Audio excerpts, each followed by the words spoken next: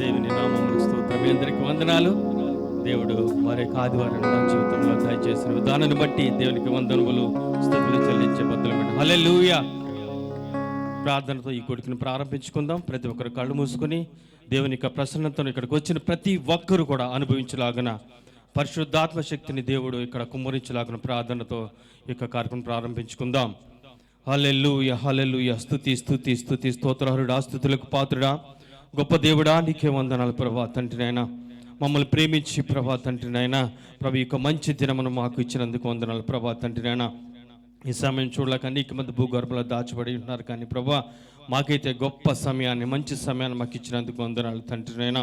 ప్రభా ఇక్కడికి వచ్చిన ప్రతి ఒక్కరు ప్రభా నీ సన్నిధిని అనుభవించలాగున ప్రభా నీ పరిశుద్ధాత్మ తాకిడిని ప్రభా తండ్రికి అనుభవించాలని కార్యం చేయండి ప్రభా తండ్రినైనా. వాక్యం చెప్తున్న బిడ్డలకు, పాటలు పాడుతున్న బిడ్డలకు మాకు ప్రభా మీరు తోడుగా ఉంటే ప్రభా తండ్రి మీరే నడిపించి ప్రభా తండ్రినైనా ప్రభా మీరే మా ద్వారా గొప్ప కార్యం చేస్తాను వేడుకుంటూ నజరేయుడైన యేసుక్రీస్తు నామమున పేరట అడిగి వేడుకుంటున్నాను పరమ తండ్రి, ఆమేన్.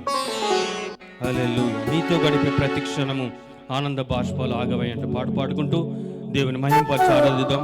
మనందరికి వచ్చిన పడక అందరూ కూడా చప్పట్లతో దేవుని మహింపరుద్దాం.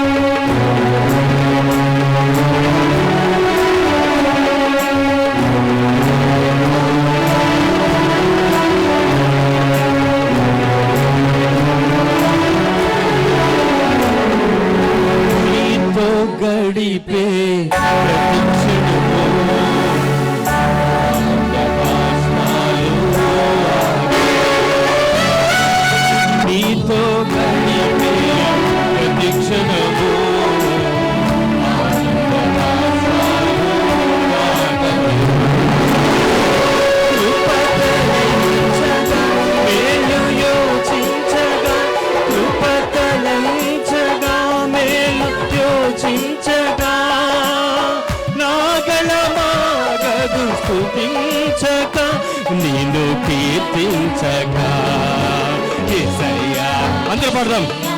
నా యేసయ్యా, యేసయ్యా, యేసయ్యా, నా యేసయ్యా, యేసయ్యా, యేసయ్యా, నా యేసయ్యా, యేసయ్యా, యేసయ్యా, నా యేసయ్యా. నీతో గడిపే ప్రతి క్షణము ఆనంద బాష్పాలు ఆగవయా.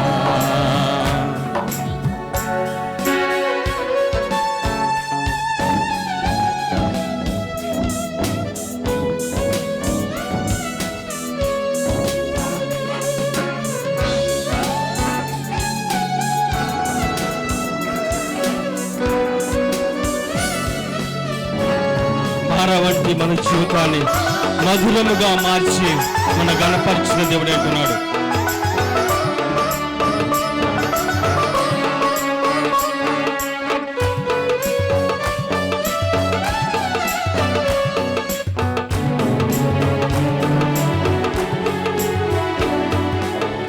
నారా వంటి నా జీవితాన్ని మధురముగా మార్చి గణపరిచినావు.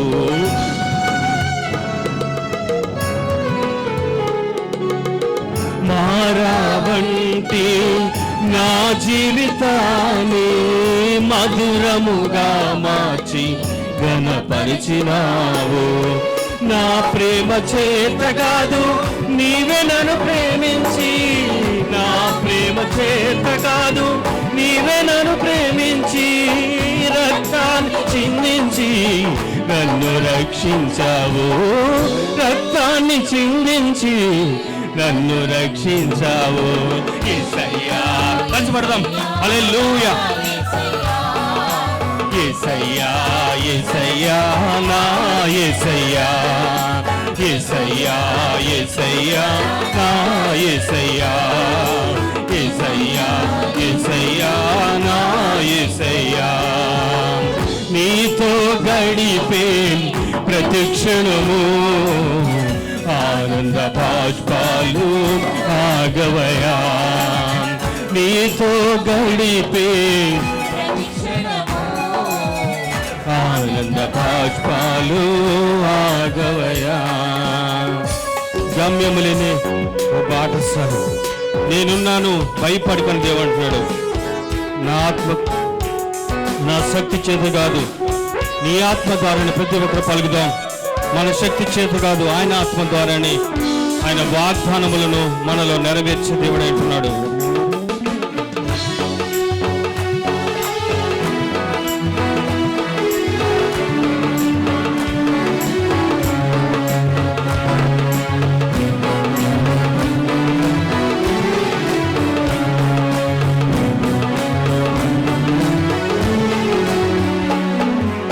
గమ్యములేని ఓ బాటసారిని, నీతో ఉన్నాను, భయము లేదన్నావు.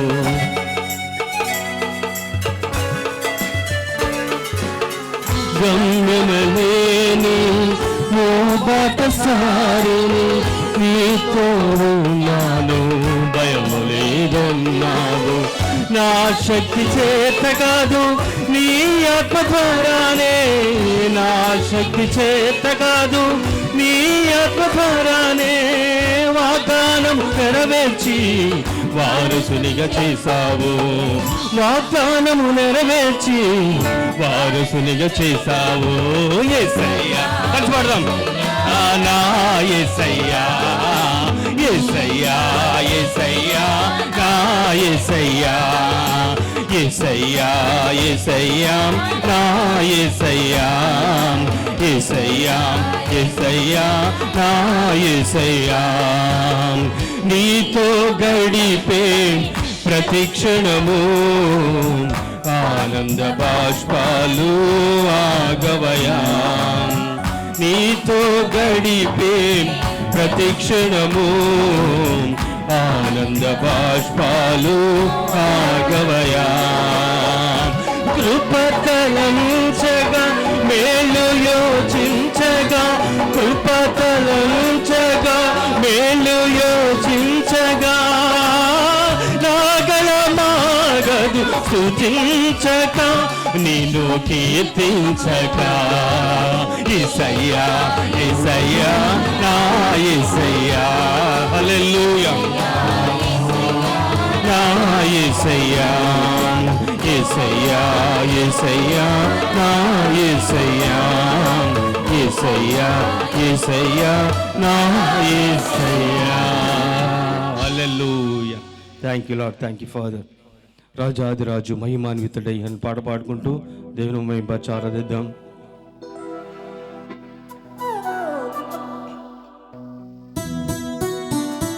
రాజాధిరాజు మహిమాన్వితుడై మేఘాల మీదుగా వచ్చుచుండగా, రాజాధిరాజు మహిమాన్వితుడై మేఘాల మీదుగా వచ్చుచుండగా, రాజాధిరాజు కలిసి పడదాం. ఇదుగా వచ్చుచుండగా, ప్రాణప్రియుని స్వర్ణముఖము తేజోమయమై కనబడు కాలము, ప్రాణప్రియుని స్వర్ణముఖము తేజోమయుని కనబడు కాలము, తేజోమయుని కనబడు కాలము, తేజోమయమై కనబడు కాలము.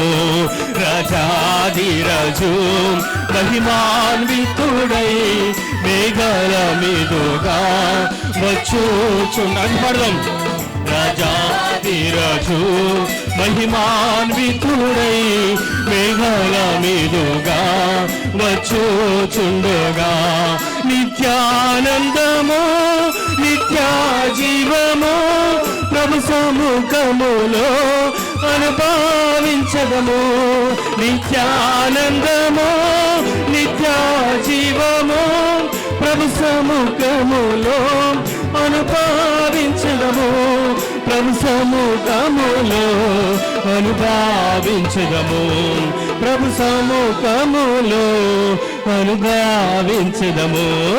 రాజాధిరాజు మహిమాన్వితుడు హల్లెలూయా వచ్చుచున్నాడు. రాజాధిరాజు మహిమాన్వితుడై మేఘాల మీదుగా వచ్చుచుండగా ఒక్కొక్కరిగా ప్రభుతో కలసి మహిమానగరులో నివసించెదము. ఒక్కొక్కరిగా ప్రభుతో కలసి మహిమానగరులో నివసించెదము. మహిమానగరులో నివసించెదము. మహిమానగరులో నివసించెదము. రాజాధిరాజు కలిసి పాడదాం. నిత్యుడై మేఘాల మీదుగా వచ్చుగా రాజా మీరు కలిసి మీరందరూ లేచిన వాళ్ళైతే దేవుని ఆరాధిద్దాం. మీదుగా వచ్చుచుండగా రాజాధిరాజు మహిమాన్వితుడై మేఘాల మీదుగా వచ్చుచుండగా ప్రాణప్రియుని స్వర్ణముఖము తేజోమయమై కనపడు కాలము. ప్రాణప్రియుని స్వర్ణముఖము తేజోమయమై కనపడు కాలము. తేజోమయమై కనపడు కాలము. తేజోమయమై కనబడు కాలము. రాజాధిరాజు మహిమాన్వితుడై మేఘాల మీదుగా వచ్చుచున్నాడు. రాజాధిరాజు మహిమాన్వితుడై మేఘాల మీదుగా వచ్చుచున్నాడు. రాజాధిరాజు మహిమాన్వితుడై మేఘాల మీదుగా వచ్చుచున్నాడు. రాజాధిరాజు మహిమాన్వితుడై మేఘాల మీదుగా వచ్చుచున్నాడు. నిత్యానందము నిత్య జీవము ప్రభు సముఖములో అనుభవించదము. నిత్యానందము నిత్య జీవము ప్రభు సముఖములో అనుభవించదము. ప్రభు సముఖములో అనుభవించదము. ప్రభు సముఖములో అనుభవించదము. రాజాధిరాజు మహిమాన్వితుడై మేఘాల మీదుగా వచ్చుచున్నాడు. రాజాధిరాజు మహిమాన్వితుడై మేఘాల మీదుగా వచ్చుచున్నాడు. రాజాధిరాజు మహిమాన్వితుడై మేఘాల మీదుగా వచ్చుచున్నాడు. హల్లెలూయా. ఆయన మేఘాల మీద మన కోసం వస్తున్నాడు. అలా గట్టిగా చెప్పలు కూడా యేసయ్యకు. Hallelujah. Thank you my lord. Thank you father. Hallelujah. Hallelujah. What a wonderful lord. Hallelujah. వేటకాని వీళ్ళంటే మన ప్రాణాన్ని రక్షించిన దేవుడు అంటున్నాడు. హల్లెలూయా. వేటకాని బుడిలో నుండి నా ప్రాణాన్ని రక్షించవు. బలమైన రెక్కల క్రింద నాకు ఆశ్రయం ఇచ్చావు. వేటగాని బుడిలో కనపడదు ప్రాణాన్ని రక్షించవు. బలమైన రెక్కల క్రింద నాకు ఆశ్రయం ఇచ్చావు. లేదయా వేరే ఆధారం దుర్గమా నా శైలమా. లేదయా వేరే ఆధారం నా శృంగమా నా కేడమా. ఆరాధన ఆరాధన నా తండ్రికి ఆరాధన. ఆరాధన ఆరాధన ఆరాధన, నా యేసు నీకే ఆరాధన, ఆరాధన ఆరాధన, నా తండ్రి నీకే ఆరాధన, ఆరాధన ఆరాధన, నా యేసు నీకే ఆరాధన. రాత్రి వేళ భయముకైనను, పగటి వేళ పానమైనను, రాత్రి వేళ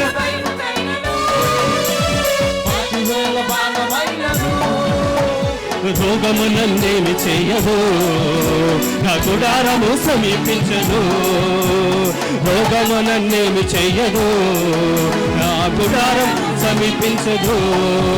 లేనే లేదయా వేరే ఆధారం, నా దుర్గమా నా శైలమా, లేనే లేదయా వేరే ఆధారం, నా శృంగమా నా కేడమా. ఆరాధన ఆరాధన, తండ్రిని ఆరాధన, ఆరాధన ఆరాధన, నా యేసునికి ఆరాధన, ఆరాధన ఆరాధన, నా తండ్రికి ఆరాధన, ఆరాధన ఆరాధన, యేసునికి ఆరాధన. హల్లెలూయా హల్లెలూయా. వేటకాని ఊర్లో ఉండి మన ప్రాణాన్ని రక్షించిన దేవుడు అంటున్నాడు. హల్లెలూయా హల్లెలూయా హల్లెలూయా హల్లెలూయా హల్లెలూయా.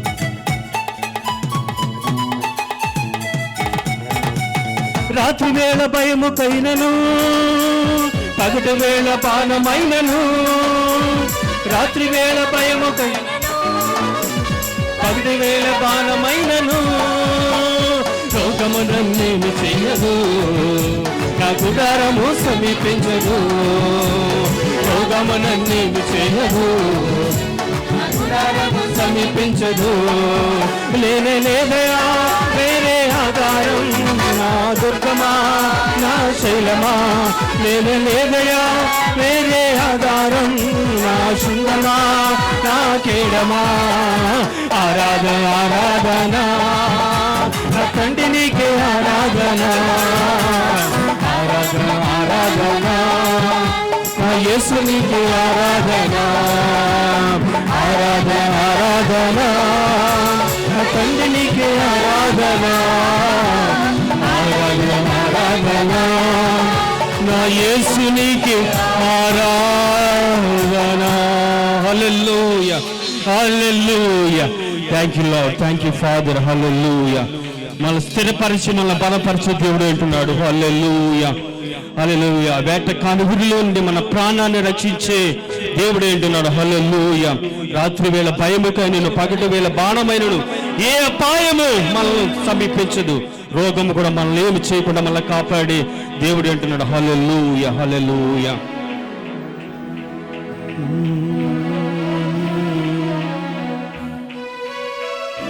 హల్లెలూయా.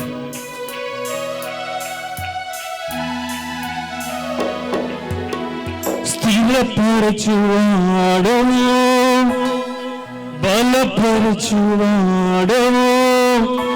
పడిపోయిన చోటే నిలబెట్టువాడవు, ఘనపరచువాడవు, హెచ్చించువాడవు,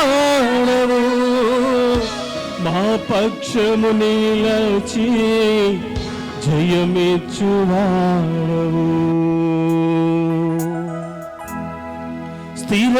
స్థిరపరచువాడవు, బలపరచువాడవు, పడిపోయిన చోటే నిలబెట్టువాడవు, ఘనపరచువాడవు, హెచ్చించువాడవు, మా పక్షము నిలచి జయమిచ్చువాడవు. ఏమైనా చేయగలవు, కథ మొత్తం మార్చగలవు, నీ నామముకే మహిమంతా తెచ్చుకొందువు. ఏమైనా చేయగలవు, కథ మొత్తం మార్చగలవు, నీ నామముకే మహిమంతా తెచ్చుకొందువు. యేసయ్యా యేసయ్యా నీకే నీకే సాధ్యము యేసయ్యా యేసయ్యా నీకే నీకే సాధ్యము స్థిరపరచువాడము బలపరచువాడము పడిపోయిన చోటే నిలబెట్టువాడము గణపరచువాడము హెచ్చించువాడము మా పక్షము నిలచి జయమిచ్చువాడము. హల్లెలూయా. మమ్మల్ని స్థిరపరిచి మమ్మల్ని బలపరిచే దేవుడు అంటున్నావు. Hallelujah hallelujah hallelujah. Thank you my father. నీ సన్నిధిని మేము ప్రతి ఒక్కరు అనిపించేలాగా సహాయం చేసినందుకు వందనాలు. ప్రార్థన చేద్దాం. దేవుడు పాటల ద్వారా మహిమ పొంది ఉన్నాడు. హల్లెలూయా. అలాగే వాక్యం ద్వారా కూడా మహిమను పొంది ఎవరికి ఏమి కావాల్సి ఉన్నదో దేవుడు మన అందరికీ కూడా అనుగ్రహించలాగిన ఆత్మీయ ఆహారాన్ని, శరీర ఆహారం ఏ విధంగా రోజు మనం భుజిస్తున్నాము, ఈ వారానికి సరిపడా మన జీవితాలకు సరిపడా ఆత్మీయ ఆహారమును దేవుడు మనకు అందరికి అనుగ్రహించలాగిన ప్రార్థన చేద్దాం. హల్లెలూయా హల్లెలూయా. ఎవరు మౌనంగా ఉండవద్దు, అందరూ ప్రార్థన చేద్దాం. హల్లెలూయా హల్లెలూయా హల్లెలూయా హల్లెలూయా. స్తుతి స్తుతి స్తుతి స్తుతి స్తోత్రహుడా, స్తుతులకు పాత్రుడా, గొప్ప దేవుడా, మహిమాన్వితుడా, నీకే వందనాలు ప్రభా తండ్రి నాయన. మా స్తుతుల మీద మీరు ఆశీనుడై ఉన్నందుకు వందనాలు ప్రభా తండ్రి నాయన. పాటలో మీరున్నారు ప్రభా తండ్రి నాయన, వాక్యంలో ప్రభా తండ్రి మీరు ఉండండి ప్రభా తండ్రి నాయన. ఎవరికి ఏమి కావాల్సినదో సమస్తం ఎదుగుంటే దేవుడు ప్రభా తండ్రి నాయన. మాకంటే ముందుగా మా తలంపులు, ఉద్దేశములు, మా యొక్క తలం ప్రభా ప్రతి ఒక్కటి కూడా ఎదుగంటే దేవుడు ప్రభా తండ్రి నాయన. నీ ఆత్మీయ మేలులతో మనల్ని నింపండి ప్రభా తండ్రి నాయన. ప్రభువా నీ బంగారు పాదలకు ప్రభా తండ్రి నాయన సాగిలిపడి నమస్కరిస్తున్నాం ప్రభా తండ్రి నాయన. మా హృదయంలో ఉత్తేజపరచండి ప్రభా తండ్రి నాయన. నీ సన్నిధిలో ప్రభా ప్రతి ఒక్క నిమిషం, ప్రతి ఒక్క గడియ నీ సన్నిధి అనుగ్రహించలాగిన మీకు సహాయం అనుగ్రహించండి ప్రభా తండ్రి నాయన. ప్రభా పాటల్లో మీరు మహిమ పొందినందుకు వందనాలు ప్రభా తండ్రి నాయన. మా స్థుతుల మీద మీరు ఆశీనుడైనందుకు వందనాలు ప్రభా చెల్లిస్తూ ప్రభా తండ్రి నాయన. ఈ కొద్ది స్తుతి ఆరాధన నీ బంగారు పాదములకు సమర్పిస్తున్నాను పరమ తండ్రి. ఆమేన్ ఆమేన్ ఆమేన్. అందరూ కూర్చోవలసిందిగా ప్రభుపేట మనం చేయించున్నాను.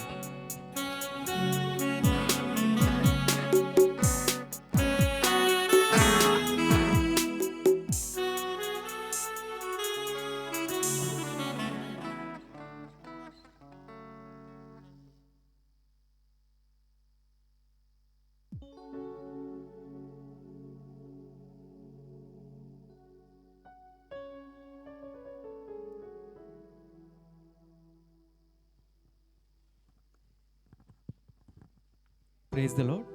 దేవునికి మహిమ కలుగును గాక. హల్లెలూయా. ఈ వారం అంతా మనల్ని అందరినీ నడిపించి మన పనులన్నింటిలో సహాయం చేసిన దేవునికి వందనాలు చెల్లిద్దామండి. హల్లెలూయా. అనౌన్స్మెంట్స్ టైం అండి, అందరూ గమనించవలసిందిగా కోరుచున్నాం. ఈ మంగళవారం మిడ్ వీక్ సర్వీస్ ఉంటుందండి సాయంత్రం 7 గంటలకు. శుక్రవారం ఉమెన్స్ మీట్ ఉంటుంది ఉదయం 11 గంటలకు. అలాగే ఆదివారం మొదటి ఆరాధన ఉదయం 7 గంటలకు, రెండవ ఆరాధన ఉదయం 10 గంటలకు. ఇప్పుడు బ్రదర్ ప్రశాంత్ వచ్చి స్పెషల్ సాంగ్ పాడవలసిందిగా కోరుచున్నాం.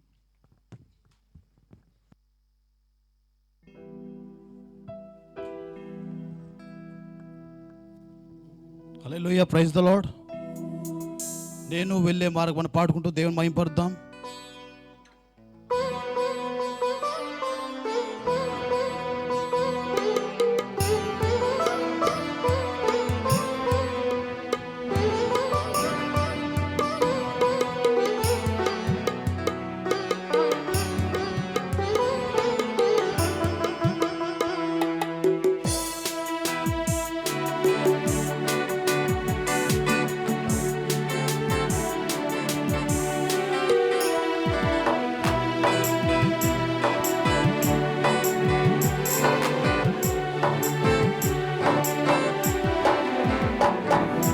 నేను వెళ్ళే మార్గము నా యేసుకే తెలియును.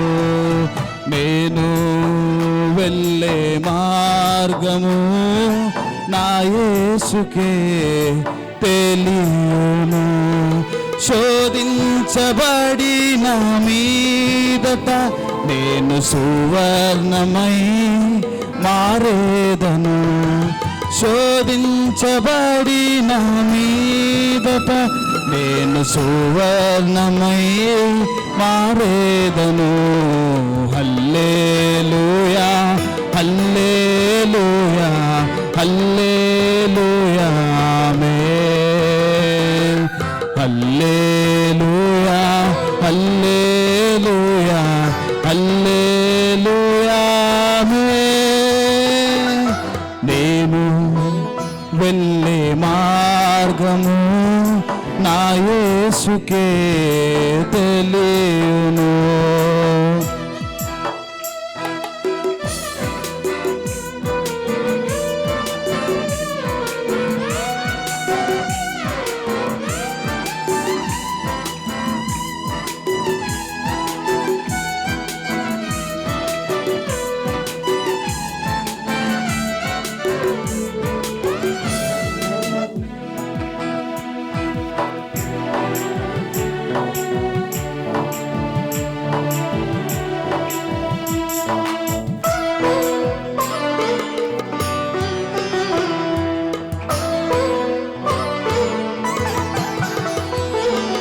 జలములలో పడి నేను వెళ్ళినా అవి నా మీద పారవు.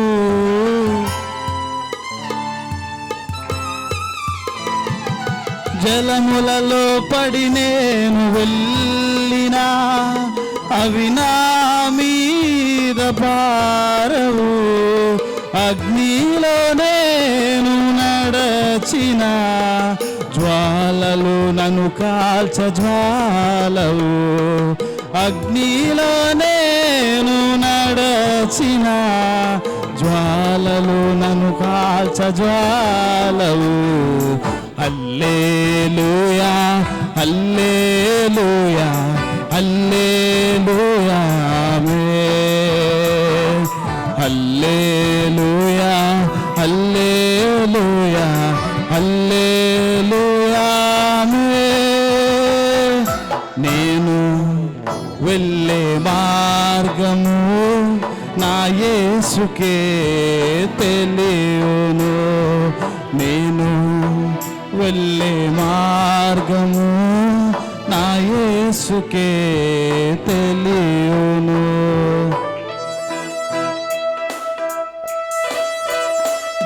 విశ్వాస నావ సాగుచు పయనించు సమయాన నా ప్రభు సాతాను సుడిగాలు రేపగా నా ఎదుట నిలిచేవి నా ప్రభుని పాడుకుంటూ మైపడదాం. దగ్గరగా చప్పలు కొడుతూ పాడదాం.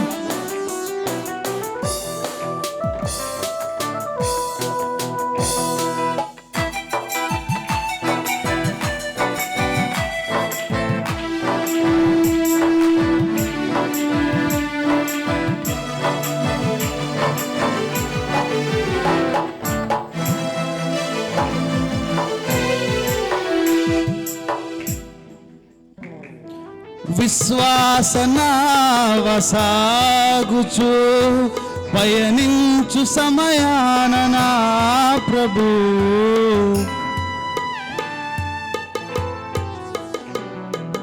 విశ్వాస నావ సాగుచు పయనించు సమయాన నా ప్రభు సాతాను సుడిగాలి రేపగా నా ఎదుటే నిలిచేవనా ప్రభు.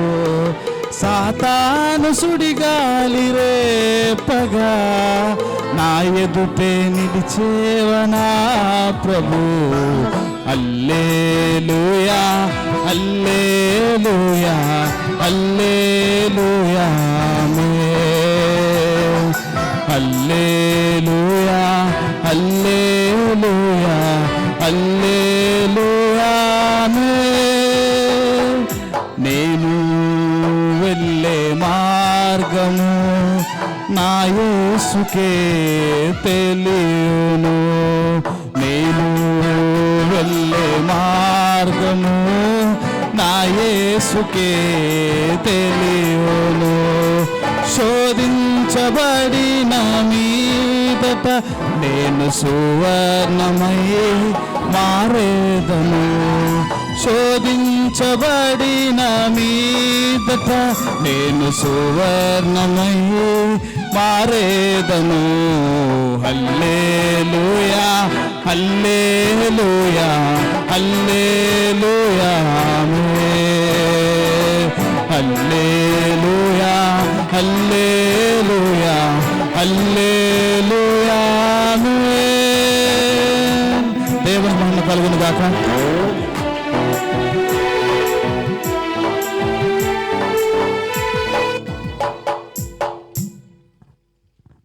మంచి పాట పాడి వినిపించిన ప్రజలను బట్టి దేవుని నామానికి మహిమ కలుగును గాక. హల్లెలూయా.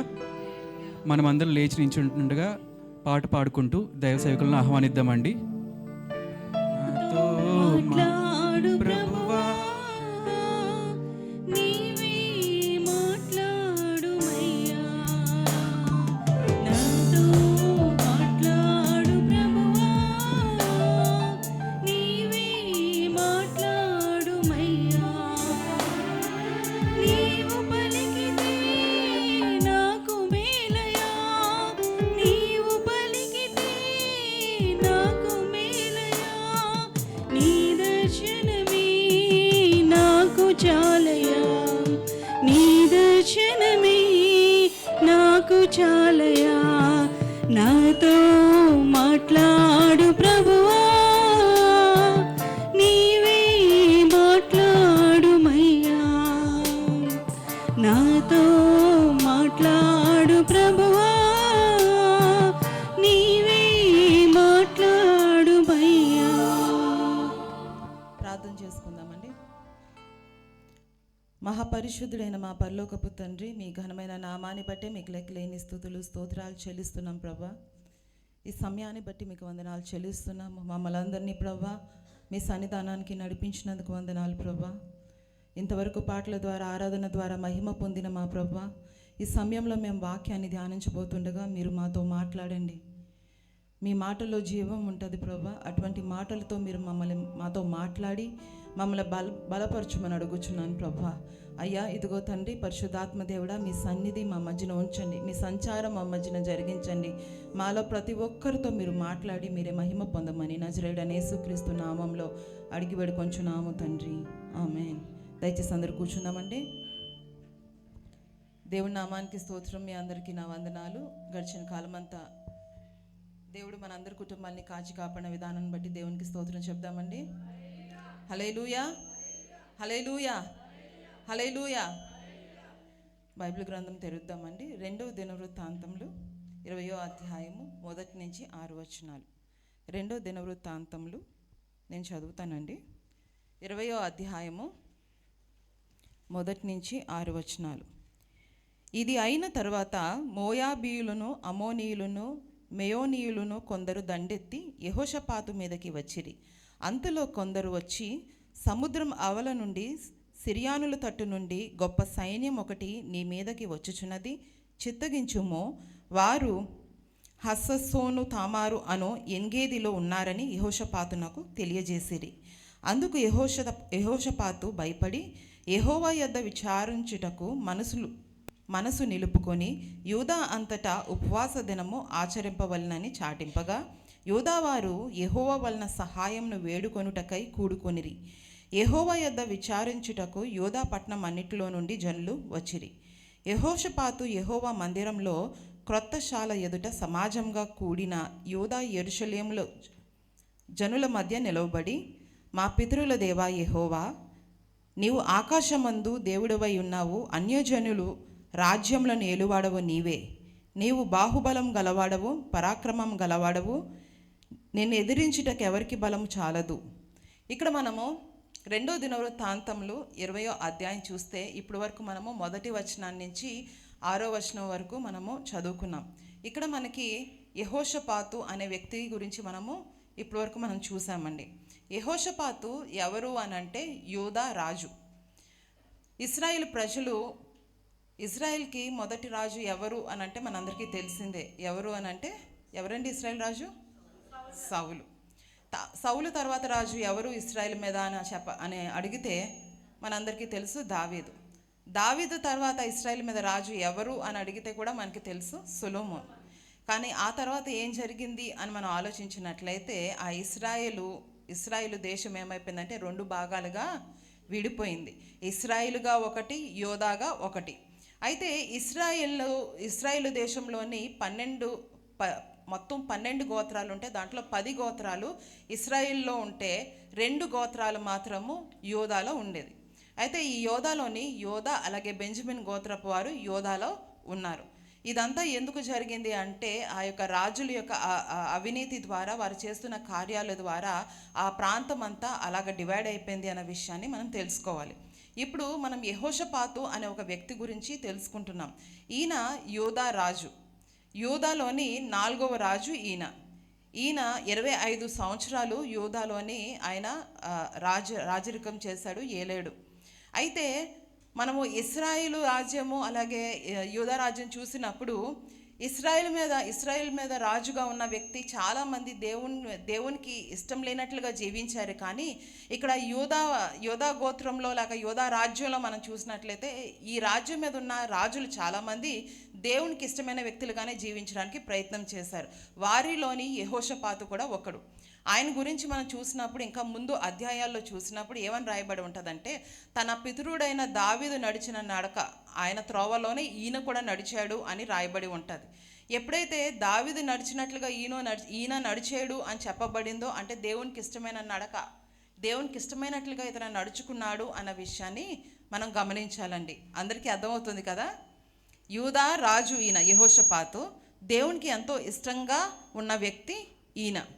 అయితే ఇప్పుడు మనం చూసిన వచనాల్లో ఏం చూస్తున్నామంటే, సడన్గా ఒక న్యూస్ యెహోషాపాతుకి సడన్గా ఒక వార్త వచ్చింది. ఏమనంటే అమ్మోనీయులు, అలాగే ఇక్కడ మనం చూసినట్లయితే స్టార్టింగ్లో చూస్తున్నాం కదండి, మోయాబీలు, అమ్మోనీయులు అలాగా మెయోనీయులు, ఈ 3 గుంపు కూడి ఇతని మీదకి యుద్ధానికి వచ్చారట. అది కూడా వారు యుద్ధం చేద్దామని నిర్ణయించుకొని ఇతనికి చాలా దగ్గరికి వచ్చేసిన తర్వాత యెహోషాపాతుకి తెలిసింది ఏమనంటే, ఈ 3 గుంపుల వారు కూడా నా మీదకి యుద్ధానికి వస్తున్నారు అని. ఈ విషయం తెలియగానే యెహోషాపాతుకి ఫస్ట్ భయం వేసింది. ఎప్పుడైనా సరే మనకి ఏదైనా ఒక సడన్గా ఒక వార్త వినబడింది, ఒక భయంకరమైన వార్త, ఒక యుద్ధమే కావచ్చు లేకపోతే ఒక అనారోగ్యమే కావచ్చు, ఏదైనా అది వినబడగానే మనం ఫస్ట్ ఆందోళన చెందుతాం, భయపడతాం, ఏం చెయ్యాలో మనకి తెలియలేని పరిస్థితిలో ఉంటాం. అదేవిధంగా ఇక్కడ యెహోషాపాతు విషయంలో ఏమైందంటే, ఏదో ఒక గుంపు వారు వస్తే పర్వాలేదు అని అనుకోవచ్చు, కానీ 3 అంటే ఇక్కడ ఈ 3 ఎందుకు కలిశారు అని అంటే, ఎప్పుడైతే ఎక్కువ మంది కలుస్తారో ఆ గుంపుకి శక్తి ఎక్కువ ఉంటుంది. అంతేనా? జనాలు ఎప్పుడైతే ఎక్కువ మంది ఒక దగ్గర గ్యాదర్ అవుతారో, ఒకవేళ మనము యుద్ధం చేయాల్సి వచ్చింది, అవతల వ్యక్తులు యుద్ధం చేయాల్సి వచ్చింది, మన వైపు ఉన్న తక్కువ మంది ఉన్నారు, అవతల వైపు ఎక్కువ మంది ఉన్నారనగానే మనకి అది చూడగానే లేక అది వినగానే ఫస్ట్ ఎవరికైనా సరే ఏమొస్తుంది? భయం వేస్తుంది. ఎందుకనంటే అటువైపు ఎక్కువ మంది ఉన్నారు, మా వైపు తక్కువ మంది ఉన్నారు. ఇక్కడ యెహోషాపాతు కూడా ఆయనకున్న బలమే కానీ, ఆయన దగ్గర ఉన్న జనులే కానీ, ఈ వార్తే కానీ అంతా అతనికి చాలా షాకింగ్గా ఉంది. మనము కూడా ఈ లోకంలో జీవిస్తున్నప్పుడు మనం ఉన్నదే ఒక బ్యాటిల్ ఫీల్డ్లో ఉన్నాం, ఒక యుద్ధ భూమిలో ఉన్నాం. ఎప్పుడు ఏ వార్త మనకు వస్తుందో మనకి తెలీదు, కానీ వస్తుంది. వచ్చినప్పుడు కొన్నిసార్లు ఏమవుతుంది అని అంటే, అది రాగానే కంగారు పడతాం, భయపడతాం. ఆ తర్వాత ఆ విషయాన్ని బట్టి ఏం చెయ్యాలా అని ఆలోచించుకుంటూ ఎక్కువ శాతము మనుషుల దగ్గరికి వెళ్ళి సలహాల కోసం వెళ్తూ ఉంటాం. కానీ ఇక్కడ యెహోషాపాతు విషయానికి వచ్చేటప్పటికి ఆయన అలాగా చేయలేదు. ఆయనకి ఎప్పుడైతే ఆయన యుద్ధం చెయ్యాలని సిద్ధంగా లేడు, కానీ ఒక వార్త వచ్చింది ఏంటంటే, నువ్వు యుద్ధం చెయ్యాలి అని. ఇంకొక వార్త ఏంటి అని అంటే, ఈ 3 గుంపుల వారు నీ మీదకి యుద్ధానికి వస్తున్నారు అని వార్త. ఇది ఆయనకి ఎంతో భయం ఆందోళన కలిగించింది అన్నమాట. అప్పుడు వెంటనే ఆయన చేసిన పని ఏంటి అని అంటే గనక, ప్రజలందరినీ, యూదా ప్రాంతంలో ఉన్న ప్రజలందరినీ పిలిచి ఏమని చెప్పాడంటే, మన ఉపవాసం ఉండి దేవుని దగ్గర విచారణ చేద్దాం, ఈ యుద్ధానికి వెళ్తే మనం గెలుస్తామా లేదా అని మనం దేవుణ్ణి అడుగుదామని చెప్పి మొట్టమొదటిగా ఆయన అందరినీ ఉపవాసం ఉండమని చెప్పి అందరూ దేవుని దగ్గర, ఆయన సన్నిధానం దగ్గర అందరూ కూడుకొని ఆయన దేవునికి ప్రార్థన చేయడం మొదలుపెట్టాడు. మనమైతే ఏం చేస్తామండి? ఏదైనా సడన్ న్యూస్ తెలిస్తే దేవుని దగ్గరికి వెళ్ళిపోతాం కదా ఫస్టే. అన్ని ప్రయత్నాలు, మానవ ప్రయత్నాలు అన్నీ చేసేసి లాస్ట్ ఆప్షన్ ఎవరంటే దేవుడు కదా. కానీ అలా చేయకూడదండి. మొదట మనం దేవుని దగ్గరికి వెళ్ళాలి. యెహోషాపాతుకి ఈ వార్త వినగానే మొదట ఆయన ఎవరి దగ్గరికి వెళ్ళాడు అని అంటే దేవుని దగ్గర విచారణ చేయడానికి వెళ్ళాడట. వెళ్ళి దేవుణ్ణి ఎన్నో విధాలుగా దేవుడు అడుగుతున్నాడు, ప్రభువా ఇదిగో ఈ ముగ్గురు మా మీదకి దండెత్తి వచ్చారు. సో మేము ఇక్కడ చూడండి 12వ వచనం చూడండి ఒకసారి.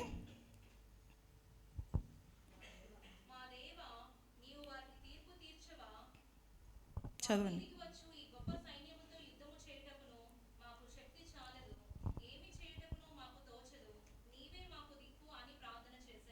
చూడండి ఆయన ఎలాగని ప్రార్థన చేశాడో.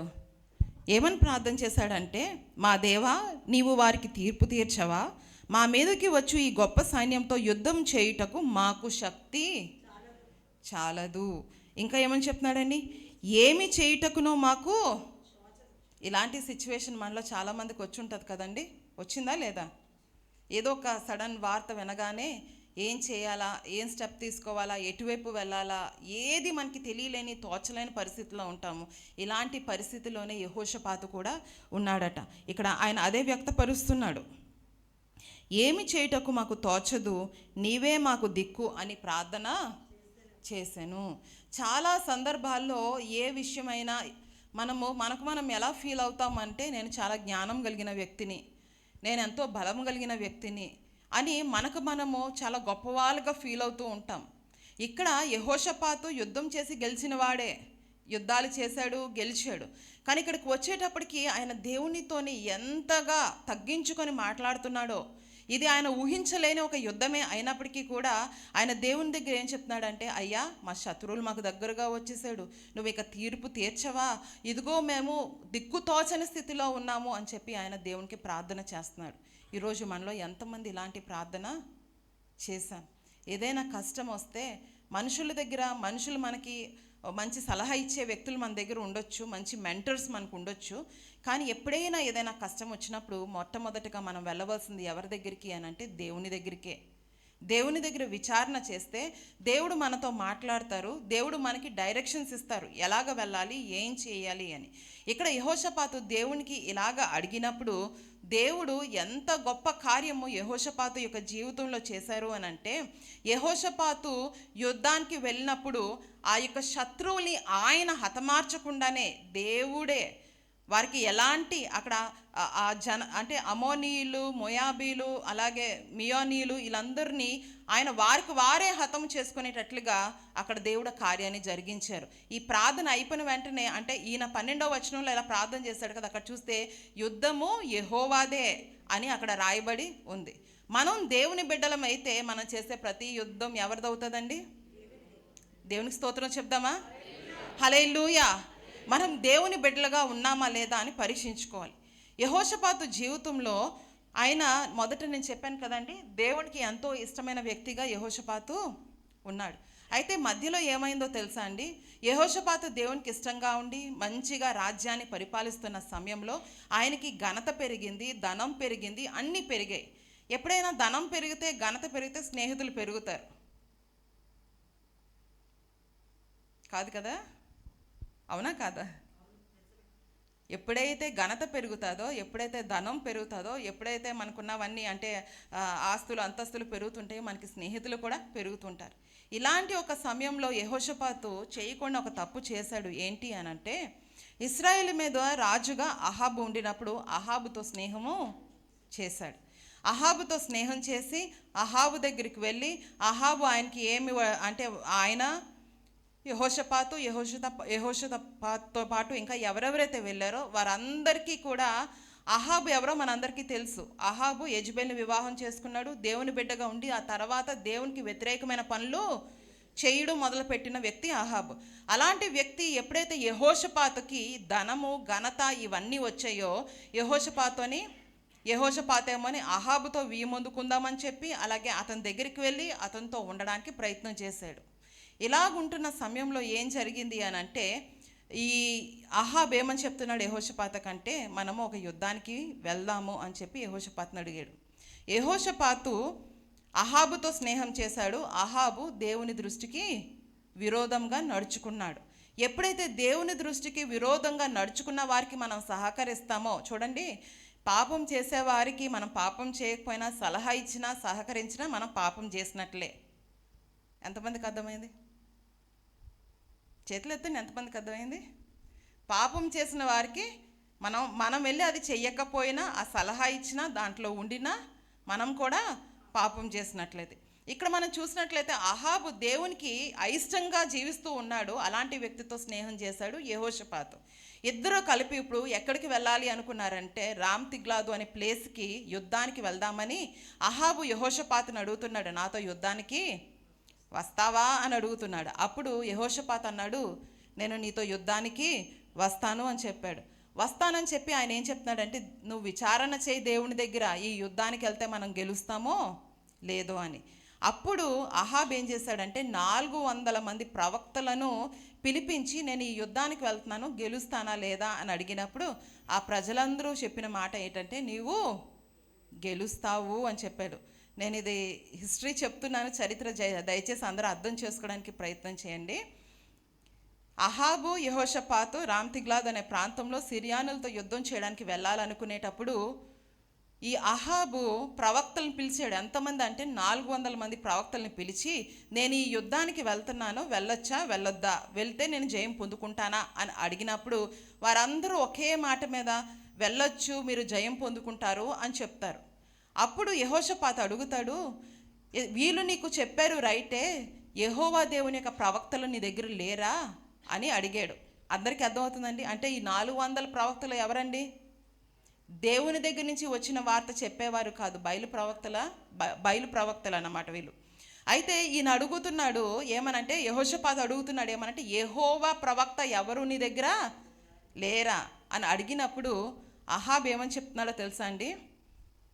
ఉన్నారు కానీ వారికి నేనంటే ఎవరైనా ప్రతిసారి మనకి నెగిటివే చెప్పారు అనుకోండి, ఏం చేసినా ఇది బాలేదు బాలేదు బాలేదు, ఇలా కాదు ఇలాగా మనల్ని తిడుతూ ఉంటే మనం ఏమనుకుంటాం? వారి గురించి ఏమనుకుంటాం? వీళ్ళకి నేనంటే ఇష్టం లేదు. ఇక్కడ ఈ రాజు కూడా ఏమనుకుంటున్నాడు అంటే, యెహోవా ప్రవక్తలకి నేనంటే ఇష్టం లేదు, ఎందుకంటే వాళ్ళు ఎప్పుడు నాకు నెగిటివ్గానే చెప్తారు. ఆయన అనుకుంటున్నాడు వీళ్ళందరూ ఎప్పుడు నెగిటివ్గానే నా గురించి చెప్తారు అని, కానీ దేవుడు అలా పలికిస్తున్నాడు అన్న విషయాన్ని అతను గమనించట్లేదు. మనం కూడా చూడండి, చాలా సందర్భాల్లో పొగిడే వాళ్ళని దగ్గర ఉంచుకుంటాం, తిట్టే వాళ్ళని దూరంగా ఉంచుతాం. మనకి పొగిడే వాళ్ళే నచ్చుతారు కానీ తిట్టే వాళ్ళు నచ్చరు. మనం ఏది చేసినా బాగుంది బాగుంది అనే వాళ్ళని ఎప్పుడూ మనతోనే ఉంచుకుంటాం, కానీ సరిచేస్తున్న ప్రతి ఒక్కరికి ఎప్పుడు దూరం దూరం దూరం జరిగిపోవడానికి ఇష్టపడతాం. మనకి ఇష్టం ఉండదు అలాగ చెప్తూ ఉంటే. మనం ఏమి చేసినా బాగుంది అని చెప్పేవాళ్ళే మనకి ఇష్టం. ఇక్కడ ఈ రాజు చెప్తున్నాడండి, అహాబ్ రాజు చెప్తున్నాడు ఏమనంటే, యెహోవా దేవుని యొక్క ప్రవక్తలు నాకు ఎప్పుడు విరోధంగానే మాట్లాడతారు, నాకు మేలుకరంగా మాట్లాడరు, నా గురించి మంచిగా మాట్లాడరు అని చెప్తున్నాడు. కానీ అతను గ్రహించట్లేదు ఏమంటే, నేను దేవునిలో నుంచి తొలగిపోయాను, దేవునికి అయిష్టమైన పనులు చేస్తున్నాను, అందుకే నాకు ప్రతిదీ దేవుడి దగ్గర నుంచి వచ్చిన వార్త అంతా నెగిటివ్గానే వస్తుంది కానీ పాజిటివ్గా రావట్లేదు అని అతను గమనించట్లేదు. ఇప్పుడు ఈ నింద ఎవరి మీద వేస్తున్నాడంటే, యెహోవా ప్రవక్తల మీద నింద వేస్తున్నాడు. ఏమనంటే, వారు ఎప్పుడు నాకు కీడైనదే చెప్తారు కానీ మేలైనది వారు నాకు చెప్పరు అని అహాబు చెప్తున్నాడు. అయినప్పటికీ కూడా యెహోవా ప్రవక్తను ఒకరిని రప్పించండి అని చెప్పినప్పుడు మికాయా అనే ఒక వ్యక్తిని, ఈ స్టోరీ అంతా కూడా మనకి 2వ దినవృత్తాంతంలో 18వ అధ్యాయంలో ఉంటుంది. ఇంటికి వెళ్ళిన తర్వాత ఎవరైనా చదవండి, ఇప్పుడు నేను అది చెప్తున్నాను మీకు. అయితే ఇలాగ చెప్పినప్పటికీ కూడా యెహోషాపాతు ఏమంటాడంటే, సరే ఒకసారి యెహోవా ప్రవక్తని తీసుకొని రప్పించు అని చెప్పినప్పుడు యెహోవా ప్రవక్త వచ్చినప్పుడు, ఆయన పేరు మికాయా, ఆయన వచ్చి ఆయన చెప్తాడు ఏమనంటే, మీరు అక్కడికి వెళ్తారు, మీరు జయం పొందుతారు అని చెప్తాడు. చెప్పిన తర్వాత ఇశ్రాయేలు ప్రజలు కాపరి లేని వారిగా ఉన్నారు అని చెప్పినప్పుడు అప్పుడు అహాబుకు అర్థమైపోతుంది ఏమనంటే, అహాబు మృతి చెందుతాడు అని అహాబుకు అర్థమవుతుంది. అప్పుడు అహాబు చెబుతాడు ఏమనంటే, నేను చెప్పానా ముందే, ఈ యెహోవా ప్రవక్తలు నాకు ఎప్పుడూ కూడా మేలు చెప్పరు, వాళ్ళు ఎప్పుడు కీడే చెప్తారు అని నేను చెప్పాను కదా అని ఈయన యెహోషాపాతుకి చెప్తారు. అప్పుడు ఏమవుతుందంటే వీళ్ళిద్దరూ బయలుదేరి యుద్ధానికి వెళ్తారు. ఆ యుద్ధంలోని ఏమనుకుంటారంటే సిరియానులు ఏమని అనుకుంటారంటే ఇశ్రాయేలు రాజును మాత్రమే మనం చంపుదాం, ఇంకెవ్వరిని మనం ఏమీ చెయ్యొద్దు అని అనుకుంటాం. అయితే ఆ యుద్ధానికి వెళ్ళినప్పుడు ఈయనకు ఆల్రెడీ భయం. ఎవరికి భయం అండి? యుద్ధానికి వెళ్ళడానికి ఇశ్రాయేలు రాజు అయిన అహాబుకి యుద్ధానికి వెళ్ళాలంటే భయం వేసి ఆయన ఏం చేస్తాడంటే మారు వేషంలో యుద్ధానికి వెళ్తాడు. యెఫ్తా మాత్రం ఆయన ఉన్న దాంట్లోనే అంటే రాజరిక వస్త్రాలు ఏదైతే వేసుకొని యుద్ధానికి వెళ్తాడు. కానీ అహాబ్ మాత్రం అలా వెళ్ళడు. ఎందుకంటే ఈ యుద్ధంలో నాకు ఏదైనా జరుగుతుంది అనే భయంతో మారు వేషంతో ఈ యుద్ధానికి వెళ్తాడు. వీరిద్దరూ వెళ్ళిన తర్వాత సిరియానులు మాత్రం ఏమనుకున్నారంటే మేము ఇశ్రాయేల్ రాజుని తప్ప ఇంకెవరిని ఏమీ చేయకూడదు అనుకున్నారు. అయితే అక్కడికి వెళ్ళిన తర్వాత యెఫ్తాను పట్టుకొని యెహోషాపాతును పట్టుకొని ఆయన్ని చంపేద్దాం అనుకున్నప్పుడు వెంటనే ఏం చేశాడా, దేవుణ్ణి అడిగాడు, ప్రభువా నాకు సహాయం చేయి, వీరు నన్ను చంపేయబోతున్నారు అని అనగానే వెంటనే వాళ్ళు ఏం గమనించారంటే ఇతను ఇశ్రాయేలు రాజు కాదు అని చెప్పి యెహోషాపాతును విడిచిపెట్టారు. ఆ తర్వాత తెలియకుండానే మారుమేషంలో ఉన్న అహాబు మీద ఒక వ్యక్తి ఆయన్ని చంపేశాడనమాట. అలాగ అహాబు చనిపోయాడు. ఈ స్టోరీ ఎందుకు నేను చెప్పానో తెలుసా అండి? యెహోషాపాతు ఎంతో చక్కగా రాజ్యం పరిపాలిస్తున్నాడు యూదా రాజ్యాన్ని. కానీ మధ్యలో ఎప్పుడైతే ఆయనకి ఘనత, ఎప్పుడైతే ఆయనకి ధనము ఇవన్నీ పెరిగాయో స్నేహితులు పెరిగారు. ఎలాంటి స్నేహితులండి? ఎలాంటి స్నేహితులు పెరిగారు? దేవునికి అయిష్టమైన స్నేహితులు ఈయనకి పెరిగారు. మనం బైబిల్లో చూసినట్లయితే మనకి తెలుసు తప్పిపోయిన కుమారుడు. ఒక ఆయనకి 2 కుమారులు ఉన్నారు. దాంట్లోని చిన్న కుమారుడు తండ్రి దగ్గరికి వెళ్ళి చెప్తాడు, నాకు రావాల్సిందంతా నాకు ఇచ్చేయండి అని చెప్తాడు. అప్పుడు ఆ తండ్రి ఏం చేస్తాడంటే ఆయనకి రావాల్సిన ఆస్తి అంతా కూడా అతనికి ఇచ్చేస్తే అది పట్టుకొని వెళ్ళిపోయినప్పుడు అతనికి చాలామంది స్నేహితులు ఉన్నారు. ఫాలో అవుతున్నారండి? అది పట్టుకొని వెళ్ళిపోయినప్పుడు అతనికి చాలామంది స్నేహితులు ఉన్నారు. అది తరిగిపోతూ వస్తుంటే స్నేహితులు ఏమైపోతూ ఉన్నారు? తగ్గిపోతూ ఉన్నారు. లాస్ట్ భోజనం చేయడానికి తినడానికి ఆహారం కూడా లేని సమయం వచ్చేటప్పటికి పూర్తిగా ఒక్క స్నేహితుడు కూడా అతనికి లేరు. నిజమే, ఎప్పుడైనా సరే మనకి ఘనత, ధనము ఇవన్నీ వస్తే మనం ఊహించలేని ఎంతోమంది స్నేహితులు మనకి అవుతారు. ఎందుకు స్నేహితులు అవుతారంటే కేవలం వీటిని బట్టే, ఈ ఘనతను బట్టే, ఈ ధనాన్ని బట్టే చాలామంది మనకి స్నేహితులు అవుతారు. అలాగే యెహోషాపాతు కూడా ఎప్పుడైతే ఇలాంటి పొజిషన్కి వచ్చాడో ఆయనకి కూడా స్నేహితుడు అయిపోయాడు. ఎవరు? అహాబుతో స్నేహం చేసి అహాబుకి సహాయం చేయాలనుకున్నాడు, దేవునికి వ్యతిరేకంగా ఉండినప్పటికీ కూడా యెహోషాపాతు. అందుకనే మీరు చూడండి రెండో దినవృత్తాంతంలో 19వ అధ్యాయంలో చూస్తే అక్కడ రాయబడి ఉంటుంది ఏమనంటే దేవునికి యెహోషాపాతు మీద కోపము వచ్చిందట. ఎందుకనంటే దేవునికి అయిష్టమైన వ్యక్తులతో ఇతను ఏం చేశాడు? స్నేహం చేశాడట. దేవునికి అయిష్టమైన వ్యక్తులతో ఈరోజు మనలో ఎవరమైనా స్నేహం చేస్తున్నామేమో ఒక్కసారి మనం అందరం గమనించాలి. ఎప్పుడైనా దేవునికి అయిష్టమైన వ్యక్తులతో మనం స్నేహం చేసినప్పుడు వారు చేసే పనులన్నీ దేవునికి ఇష్టం లేదు కాబట్టి వారికి దేవునికి అయిష్టమైన వ్యక్తులు అయ్యారు. కీర్తనలో 1వ అధ్యాయంలో ఉంది, దుష్టుల ఆలోచన చొప్పున నడువక, పాపుల మార్గం నిలువక, అపహాస్యులు కూర్చున్న చోటన ఫస్ట్ ఏముంది? దుష్టులు ఆలోచన చొప్పున నడువక అని ఉంది. రెండోది పాపుల మార్గంలో నిలవకూడదు. తర్వాత అపహాసకులు కూర్చున్న చోటన. ఈ మూడు సెంటెన్స్లు మనకు అర్థమవుతున్నాయండి. దుష్టుల ఆలోచన చొప్పున నీవు నడవకూడదు, పాపుల మార్గంలో నిలవకూడదు, అపహాసకులు కూర్చున్న దగ్గర కూర్చోకూడదు. అంటే అలాంటి వారితో మనం ఉన్నామంటే ఆటోమేటిక్గా మనం కూడా ఆ పాపంలో పాలిభాగస్తులమే. ఇక్కడ యెహోషాపాతు కూడా దేవునికి అయిష్టమైన వ్యక్తులతో స్నేహం చేస్తూ దేవునికి అయిష్టమైన వ్యక్తులతోని వారికి సహాయం చేయాలని ముందుకు వెళ్ళినందుకు దేవుడికి అతని మీద కోపం వచ్చింది. కానీ ఇంకొక కారణం అతన్ని రక్షించింది ఏంటి అనంటే, ఆయన రాజు అయిన తర్వాత ఏవైతే విగ్రహాలు ఉంటాయో ఆ విగ్రహాలన్నీ తొలగించి అవన్నీ కూడా పడగొట్టించి ఆయన దేవుని గురించి ఎక్కువ ప్రకటించడం మొదలుపెట్టాడు. కాబట్టి దేవుడు కనికరం చూపించాడు. లేకపోతే యెహోషువ జీవితం కూడా అహాబు జీవితంలాగే ముగిసిపోను. సో అది జరిగిన తర్వాత జరిగిన ఇన్సిడెంట్ ఇక్కడ ఏంటి అంటే 2వ దినవృత్తాంతంలో 20వ అధ్యాయంకి వచ్చేటప్పటికి ఈ 3 గుంపుల వారు యెహోషాపాతు మీదకి వచ్చినప్పుడు ఆయనకి భయం వేసింది. దేవుడికి నా మీద కోపం వచ్చింది కదా, ఇప్పుడు నేను యుద్ధానికి వెళ్తే గెలుస్తానా లేదా, దేవునికి నా మీద కోపం తగ్గిందా లేదా, దేవుని దగ్గర విచారణ చేద్దామని అనుకొని ఎలాగ విచారణ చేశారో తెలుసా అండి? ఉపవాసం ఉండి విచారణ చేసి అడిగారట దేవుణ్ణి. ఏమనంటే, అయ్యా మేము ఈ యుద్ధంలోకి వెళ్ళొచ్చా, మేము గెలుస్తామా అన్నప్పుడు దేవుడు పలికించిన మాట ఏంటి అని అంటే కనుక, యుద్ధము ఏమని చెప్పాడండి దేవుడు? యుద్ధము యెహోవాదే. హల్లెలూయా, హల్లెలూయా. ఎప్పుడైనా దేవుడు మనం చేయాల్సిన యుద్ధానికి నీ యుద్ధము నాదే అని చెప్పారు అనుకోండి, ఎలా ఉంటుంది? ఎలా ఉంటుందండి? ఏమైనా ఆలోచించవచ్చా? ఇంకా ఆలోచించవలసిన అవసరం ఉంటుంది ఏదైనా? ఎలాగ చేస్తారు దేవుడు, ఎంతమందిని రప్పిస్తారు, ఎలాంటి వారితో చేయిస్తారు, ఇవేవి ఆలోచించవసరం లేదు. నిశ్చింతగా మనం ఉండొచ్చు, ఎలాంటి గొప్ప సమూహం మన మీదకి వచ్చినా కూడా. ఇక్కడ యెహోషువకి దేవుడు మాటలు చెప్తున్నాడు. ఏమని అని అంటే, ఆయన ఆత్మ ఒకరి మీదకి వచ్చి అతను ప్రవచిస్తూ చెప్తున్న మాట ఏంటి అని అంటే, ఇది యుద్ధము యెహోవాదే. హల్లెలూయా. పరమ తండ్రి దేవుడు, దేవదేవతనయుడు, పరిశుద్ధాత్మ దేవుడు, మహామహాదేవుడు,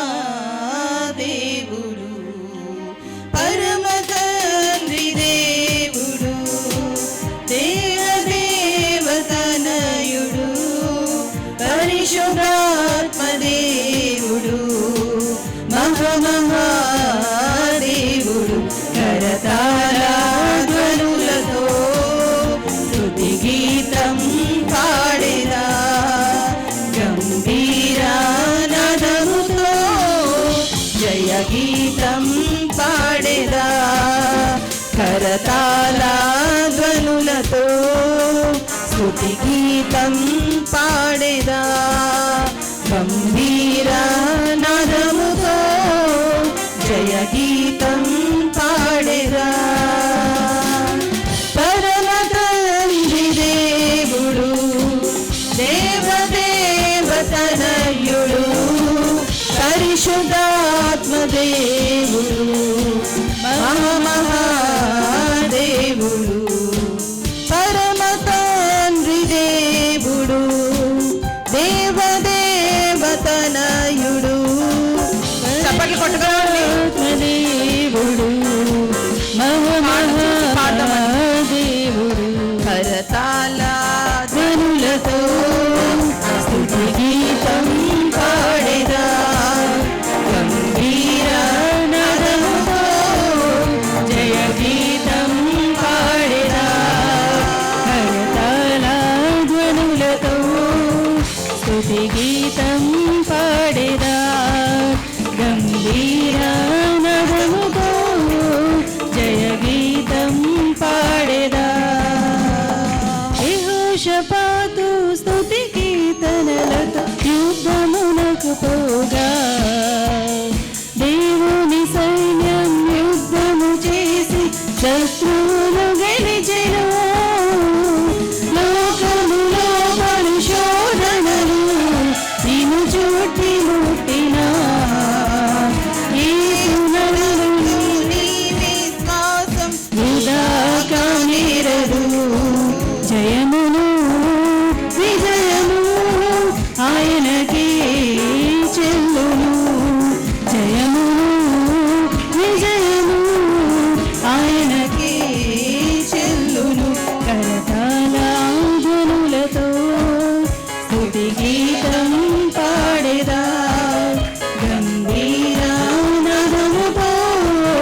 జయ గీతం పాడేదా, కరతాళధ్వనులతో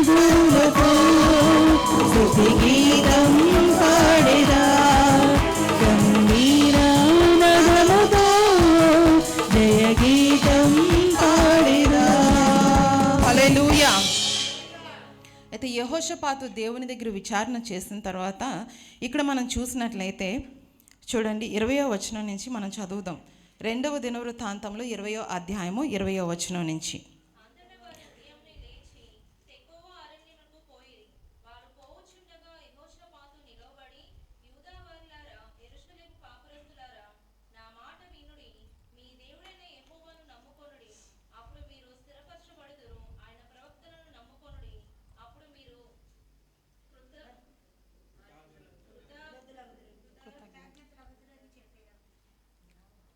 ఇక్కడ చూసినట్లయితే గనక యెహోషాపాతు ఇక్కడ ఆయన చెప్తున్నాడు అన్నమాట. యూదా వారులారా, యెరూషలేము కాపురస్తులారా, నా మాట వినుడి. మీ దేవుడైన యెహోవాను నమ్ముకొనిడి, అప్పుడు మీరు స్థిరపరచబడుదురు. దేవుడైన యెహోవాని నమ్ముకుంటే ఏమవుతామట అండి? స్థిరపరచబడతామట. ఆయన ప్రవక్తలను నమ్ముకొనిడి.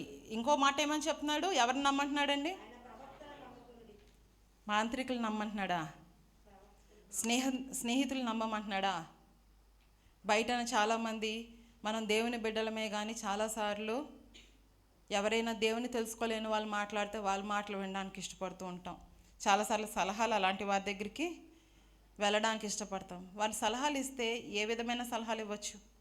దైవికమైన సలహాలు ఇవ్వగలరా? ఎప్పుడైనా మన జీవితంలో మనకి ఏదైనా అత్యవసరమైన పరిస్థితి వస్తుంది అనంటే దేవుని దగ్గర విచారణకు వెళ్ళాలి, దైవజనుల దగ్గరికి, ప్రవక్తల దగ్గరికి వెళ్ళాలి. ఇందాక నేను చెప్పాను కదండి, ప్రవక్తలు అంటే మనకిష్టమైన ప్రవక్తలు కాదు. మనకి నచ్చితే నచ్చిన వారు కాబట్టి వీరి దగ్గరికి వెళ్దాము అని కాదు. ఎలాంటి ప్రవక్తలు మనకి కావాలి అనంటే ఉన్నది ఉన్నట్టు చెప్పేవారు. ఈ రోజులు ఎలాగున్నాయంటే ఉన్నది ఉన్నట్టు చెప్తే చాలామందికి నచ్చదు. అవునండి, ఉన్నది ఉన్నట్టు చెప్తే చాలామందికి నచ్చదు. అలాంటి వాళ్ళతో ఉండాలనుకుంటారు, కానీ అలాంటి వాళ్ళతో ఉంటే ఏదో ఒక రోజున మోసపోతారు. కానీ ఉన్నది ఉన్నట్టు చెప్పడం, సత్యము కష్టంగా ఉంటుంది కానీ అది మనకి మేలుకరంగా ఉంటుంది.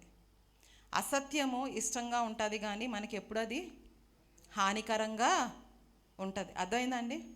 సత్యము ఎప్పుడు కూడా కష్టంగా ఉంటుంది కానీ అది మనకి మేలుకరంగా ఉంటుంది. అసత్యం ఎప్పుడు కూడా ఇష్టంగా ఉంటుంది కానీ అది మనకి హానికరంగా ఉంటుంది. ఇక్కడ ఈయన చెప్తున్నాడు, ప్రవక్తల్ని నమ్ముకోండి, దేవుణ్ణి నమ్మండి. దేవుణ్ణి నమ్ముకుంటే మీరు స్థిరపరచబడతారు. ప్రవక్తల్ని నమ్మండి అంటున్నారు. ఎలాంటి ప్రవక్తల్ని ఈరోజు మనం నమ్ముతున్నాం? ప్రవక్త అని చెప్పుకునే ప్రతి ఒక్కరిని నమ్మేస్తున్నామా? లేకపోతే నిజంగా వీళ్ళు ప్రవక్తలు అని గ్రహించి వారిని నమ్ముతున్నామా? ఎలాంటి వారిని మనము నమ్ముతున్నాము అన్నది ఒకసారి మనం ఆలోచించుకోవాలి. ఇక్కడ ఈయన చెప్తున్నాడు, ప్రవక్తలను నమ్ముకొనుడి, అప్పుడు మీరు కృతజ్ఞులగుదురని చెప్పాను. మరియు అతడు జనులకు హెచ్చరిక చేసిన తర్వాత యెహోవాను స్తుతించుటకు గాయకులను ఏర్పరిచి వారు పరిశుద్ధ అలంకారం ధరించి సైన్యం ముందర నడుచుచు యెహోవా కృప నిరంతరముండును, ఆయనను స్తుతించుడి అని స్తోత్రం చేయుటకు వారిని నియమించను. యుద్ధం చేయడానికి ఎవరిని సిద్ధపరిచాడట అండి? బాగా బలశూరులను ఏమైనా సిద్ధపరిచాడా ఆయన? గాయకులని. ఎందుకు గాయకులను ఆయన సిద్ధపరిచాడు అంటే దేవుని స్తుతించడానికి. ఎందుకు దేవుని స్తుతించడానికి అంటే ఇశ్రాయేలు స్తుతుల మీద ఆసీనుడైన దేవుడండి మన దేవుడు. హల్లెలూయా, హల్లెలూయా. ఈయన ఈ యుద్ధం చేయడానికి శూరుల్ని, వీరుల్ని సెలెక్ట్ చేసుకోలేదు, కానీ పాటలు పాడేవారిని, దేవుని నిజంగా స్తుతించేవారిని. మనము స్తుతిస్తాం, కానీ నిజంగా ఈ స్తుతి దేవునికి వెళ్తుందో లేదో తెలియదు. కొన్నిసార్లు మన స్తుతులు, మన ఆరాధనలు ఎలాగుంటాయి అంటే మనుషుల్ని మెప్పించడానికి ఉంటాయి. మనుషులు మెచ్చుకుంటారు, అబ్బా చాలా బాగా చేశారని అంటారు, కానీ అది నిజంగా దేవుని దగ్గరికి వెళ్ళిందో లేదో మాత్రం ఎవరికి తెలీదు. అది హృదయపూర్వకంగా చేస్తే తప్పితే అది దేవుని దగ్గరికి వెళ్ళదు. కానీ చాలాసార్లు మనము మన కాంగ్రిగేషన్లో ఉన్న వ్యక్తులను చూసుకుంటామే కానీ దేవునికి ఎలాగున్నది మన ఆరాధన, దేవునికి ఎలాగున్నాయి మన స్తుతులు, దేవునికి చెందుతున్నాయా లేదా, ఆయనకి ఇష్టపూర్వకంగా ఉన్నాయా లేదా అన్నది మనం చూడం. అయితే వీరందరూ కూడా స్తుతించడానికి, పాటలు పాడడానికి ఈయన యెహోషాపాతు వీరిని నియమించాడట. 22వ వచనం, వారు పాడుటకును స్తుతించుటకును మొదలుపెట్టగా యెహోవా యూదా వారి మీదకి వచ్చిన అమోనీయుల మీదను, మోయాబీయుల మీదను, షెయేరు మన్యవాసుల మీదను మాటుగాండ్రులను పెట్టెను గనుక వారు, చూసారా అండి, వీరిని యుద్ధం చేయడానికి వీరు వెళ్ళి యుద్ధం చేయాల్సిన అవసరం కూడా ఇంకా లేకుండా ఏం చేశాడు? దేవుడు మాటుగాండ్రును పెట్టారట. వాళ్ళు ఏం చేశారు? ఈ మూడు గ్రూపుల వారు ఎవరైతే వచ్చారో వారి మీదకి ఈ మాటుగాండ్రులు ఏం చేశారండి? వారిని హతమార్చారు. ఆ తర్వాత ఏం జరిగిందంటే వారికి వారే చంపేసుకున్నారు. ఒకరినొకరు వాళ్ళు ఏం చేసుకున్నారు? దేవుడు మాటుగంటలను పెడితే వాళ్ళు వీరిని నాశనం చేస్తుంటే ఆ తర్వాత ఇలా ఒకరినొకరు చంపుకొని ఆఖరికి వారినే అంటే వారి సొంత ప్రజలను వారినే చంపేసుకొని అందరూ హతమైపోయారటండి. వీరు పాటలు పాడుతూ దేవుని దగ్గరికి వెళ్తుండేటప్పటికి ఆల్రెడీ అక్కడికి వెళ్ళేటప్పుడు ఒక్క వ్యక్తి మిగలలేదట, అందరూ శవములు అయిపోయారట. దేవునికి స్తోత్రం చెప్దామా? యుద్ధము యెహోవాదంటే ఇలాగే ఉంటుంది. ఎలా ఉంటుందండి?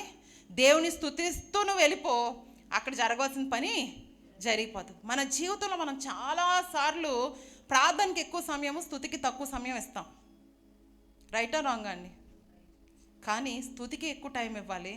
ఎందుకంటే మన ప్రార్థనలో స్తుతుల కన్నా ఎక్కువ అడగడాలు ఎక్కువ ఉంటాయి. అడగడమే ఎక్కువ అడుగుతాం. దేవా నాకు ఇది ఇవ్వు, నాకు అది చేయి, ఇది చేయి. ఆ ప్రార్థన ప్రారంభించిన దగ్గర నుంచి మొదట 1-2 వచనాలు థ్యాంక్స్ చెప్తామేమో, స్తుతిస్తామేమో, ఇంకా తర్వాత అంతా ఆ గంటన్నర 2 గంటలు 3 గంటలు అన్నీ అడగడాలే. సంఘం గురించి అడిగినా, వ్యక్తిగతంగా అడిగినా, మన కొరకు అడిగినా అన్నీ అడగడమే. ప్రభువా ఇది ఇవ్వు, అది ఇవ్వు, ఇది చెయ్యి, అన్ని ఇన్స్ట్రక్షన్సే ఆయనకి. అవన్నీ ఆయనకి మనం పనులు చెప్పడం అన్నమాట. కానీ స్తుతిస్తే ఆనాడు ఈ చెరసాలలో పౌలు శిలనేస్తే నన్ను కొట్టేశారు, ఒళ్ళు నొప్పులు వస్తున్నాయి, బాధ వస్తుంది, రెస్ట్ తీసుకుంటాం చెరసాలలో అని అనుకోలేదండి. వారు దేవునికి కీర్తనలు పాడుతూ దేవుణ్ణి స్తుతించారంట. వీరు ఇక్కడ కీర్తనలు పాడుతూ దేవుణ్ణి స్తుతిస్తుంటే అక్కడున్న ఆయన అలా ఉండలేక ఆయన ఏం చేశాడు? ఒక రిథం వేశాడట అని చెప్తుంటారు చాలామంది. అందుకే అక్కడ భూకంపం వచ్చింది. ఎందుకంటే ఆయన సింహాసనం ఎక్కడుంది? ఆకాశంలో ఆయన సింహాసనం ఉంది. ఆయన పాదపీఠం ఎక్కడుందండి? భూమి మీద. నిజమే కదా, పాటలు పాడుతున్నప్పుడు మన శరీరంలో ఏదో ఒక అవయవం కదులుతుంది. చాలా వరకు కాలు కదులుతుంది, లేకపోతే చేయి కదులుతుంది. దానికి అంటే ఆ రిథంకి తగినట్లుగా. రైటా? సో ఇక్కడ స్తుతిస్తూ ఉండి వీరు స్తుతిస్తూనే ఉన్నారు. అక్కడికి వెళ్ళి వారు కత్తులు కటార్లు పట్టుకొని ఒకరిని చంపవలసిన అవసరం కూడా రాలేదు. వీరు ఇక్కడ స్తుతిస్తూ ఉంటే దేవుడు అక్కడ పని జరిగించేశాడు. దేవునికి స్తోత్రం చెప్దామా? ఈరోజు మనం ఎవరైనా ఇది యుద్ధం లాంటిదే, ఈ యుద్ధం లాంటిది కాకపోవచ్చు, కానీ మన అందరి జీవితాల్లో యుద్ధాలు ఉన్నాయండి. దేశం మీదకి దేశం అనే యుద్ధం కాకపోవచ్చు, కానీ భార్య భర్తకు మధ్యన యుద్ధం, కుటుంబంలో ఒకరంటే ఒకరికి యుద్ధం, ఆఫీసెస్లో ఒకరంటే ఒకరికి యుద్ధం, సంఘాల్లో ఒకరంటే ఒకరికి యుద్ధం, ఇలాంటి ఎన్నో యుద్ధాలు పోరాటాలు గుండానే మనం వెళ్తున్నాం. చెప్పాలంటే మనం ఉన్నింది యుద్ధ భూమిలో ఉన్నామండి. లోకం ఏమి మనం పుట్టినప్పటి నుంచి చనిపోయే వరకు ప్రశాంతంగా శాంతిగా బ్రతికి అలా గెలిపోయి అలా జీవించి అలా చనిపోవడానికి కాదు. ఈ లోకంలో మనం ఒక యుద్ధ భూమిలో ఉన్నాం. యుద్ధం చేస్తూనే ఉండాలి. ఒకటి కాకపోతే ఇంకోటి కాకపోతే ఇంకొకటి, అలాగా యుద్ధాలు జరుగుతూనే ఉంటాయి. ఆ యుద్ధాలు మనం చేస్తూనే ఉండాలి. అందుకే చాలాసార్లు పాస్టర్ గారు కూడా ఏమని చెప్తూ ఉంటారంటే, సంఘంలో ప్రతి తల్లిదండ్రులు మీ పిల్లల్ని మీరు మెత్తగా సున్నితంగా పెంచకండి అని మాట విన్నారు ఎప్పుడైనా? చెప్పండి.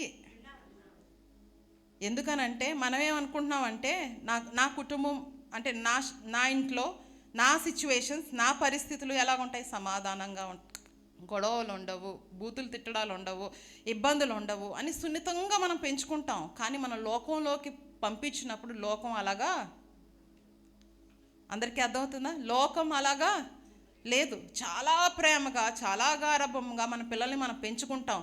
కానీ మనం గమనించవలసిన విషయం ఏంటంటే, మనం ఉన్నంతకాలం మన పిల్లలు కాదు, మనం వెళ్ళిపోతాం, మన పిల్లలు ఉంటారు. అప్పుడు మనం వాళ్ళకి సహాయం చేసే స్థితిలో మనం ఉంటాం. కాబట్టి వాళ్ళని ఎలా తయారు చేయాలంటే, అమ్మాయిలైనా అబ్బాయిలైనా స్ట్రాంగ్గా తయారు చేయాలి.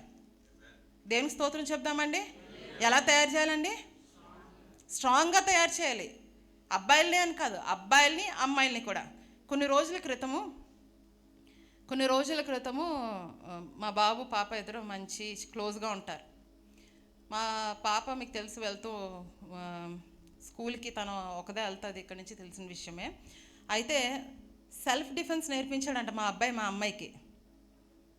సెల్ఫ్ డిఫెన్స్ అంటే తర్జుమా అంటే తను కాపాడుకోవడం ఎలాగా అనేది మీ అందరికీ అర్థమవుతుందండి. తను కాపాడుకోవడం ఎలాగా అన్నది మా అబ్బాయి మా అమ్మాయికి నేర్పించాడట అని నాకు చెప్పినప్పుడు నేను చాలా సంతోషించాను. ఎందుకంటే ఈ రోజుల్లో ఆడపిల్లలకు కూడా తెలియాలా తెలియొద్దా?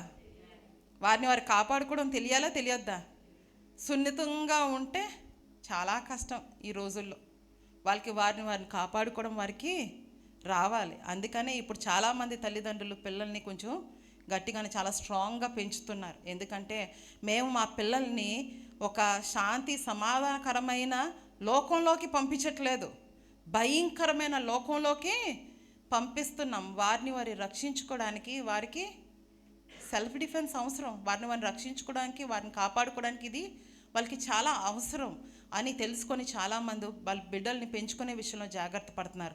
ఈరోజు మనం మన బిడ్డల్ని ఎలాగా పెంచుతున్నామో మనం ఒకసారి ఆలోచించాలి. అయితే ఇక్కడ చూసినట్లయితే స్తుతి చెల్లిస్తూ అక్కడికి వెళ్ళేటప్పటికి అందరూ కూడా అక్కడ చనిపోయారట. ఇంకా ఆ కింద వచనాలు ఏమన్నాయో తెలుసా అండి? మీరు ఇప్పుడు చదవద్దు కానీ తర్వాత చదవండి. ఆ కింద వచనాలు ఏమనంటే, వారు యుద్ధానికి వచ్చినప్పుడు వారి దగ్గర ఉన్న ధనము అన్నీ తెచ్చారట. వీరికి ఆ ధనం పట్టుకొని తిరిగి వెళ్ళడానికి ఒక రోజు సరిపోలేదట. అక్కడ 3 రోజులు ఉండి అక్కడ ఉన్న ధనాన్ని అంతటినీ సమకూర్చుకొని తిరిగి వెళ్ళారట. దేవునికి స్తోత్రం చెప్దామా అండి? హల్లెలూయా. ఎంతమందికి సంతోషంగా ఉందండి? గెలవడం ఒక సంతోషం అయితే, నీకు ఇంకా ఎక్కువ ధనం వస్తే, నీకు ఇంకా ఎక్కువ కావాల్సినవన్నీ వస్తే ఇంకా సంతోషమే కదా. హల్లెలూయా, హల్లెలూయా. దేవుణ్ణి స్తుతిస్తే మనకి ఎన్నో గొప్ప కార్యాలు జరుగుతాయి. కార్యం జరిగిపోయిన తర్వాత స్తుతించడంలో గొప్ప విషయం ఏం లేదు. దేవుడు ఏదో చేశాడో నేను స్తుతించాను, అందరూ చేస్తారు. కానీ కార్యం జరగకముందు దేవుని స్తుతించావా? దేవుని స్తుతిస్తే ఏమవుతూ ఉంటుంది అంటే, తప్పనిసరిగా ఆ కార్యం ఆయన చెయ్యాల్సి వస్తుంది. అవునా కాదండి? తప్పనిసరిగా ఆ కార్యం అయినా చేయాల్సి వస్తుంది. నేను చెప్పాను కదా, ఒకసారి మా అమ్మాయి ఎక్కడికో వెళ్ళినప్పుడు ఏదో కొనకముందే మమ్మీ థ్యాంక్ యూ అన్నది. ఏమ్మా అని అన్నాను. అంటే ఇది కొనబోతున్నావు కదా అన్నది. అనగానే నాకు ఒక ప్రశ్న వచ్చేసింది, కొన్నా వద్దా అని. కానీ మ్యాక్సిమం ఏం చేస్తాం? కొంటాం. రైటా రాంగ్ అండి?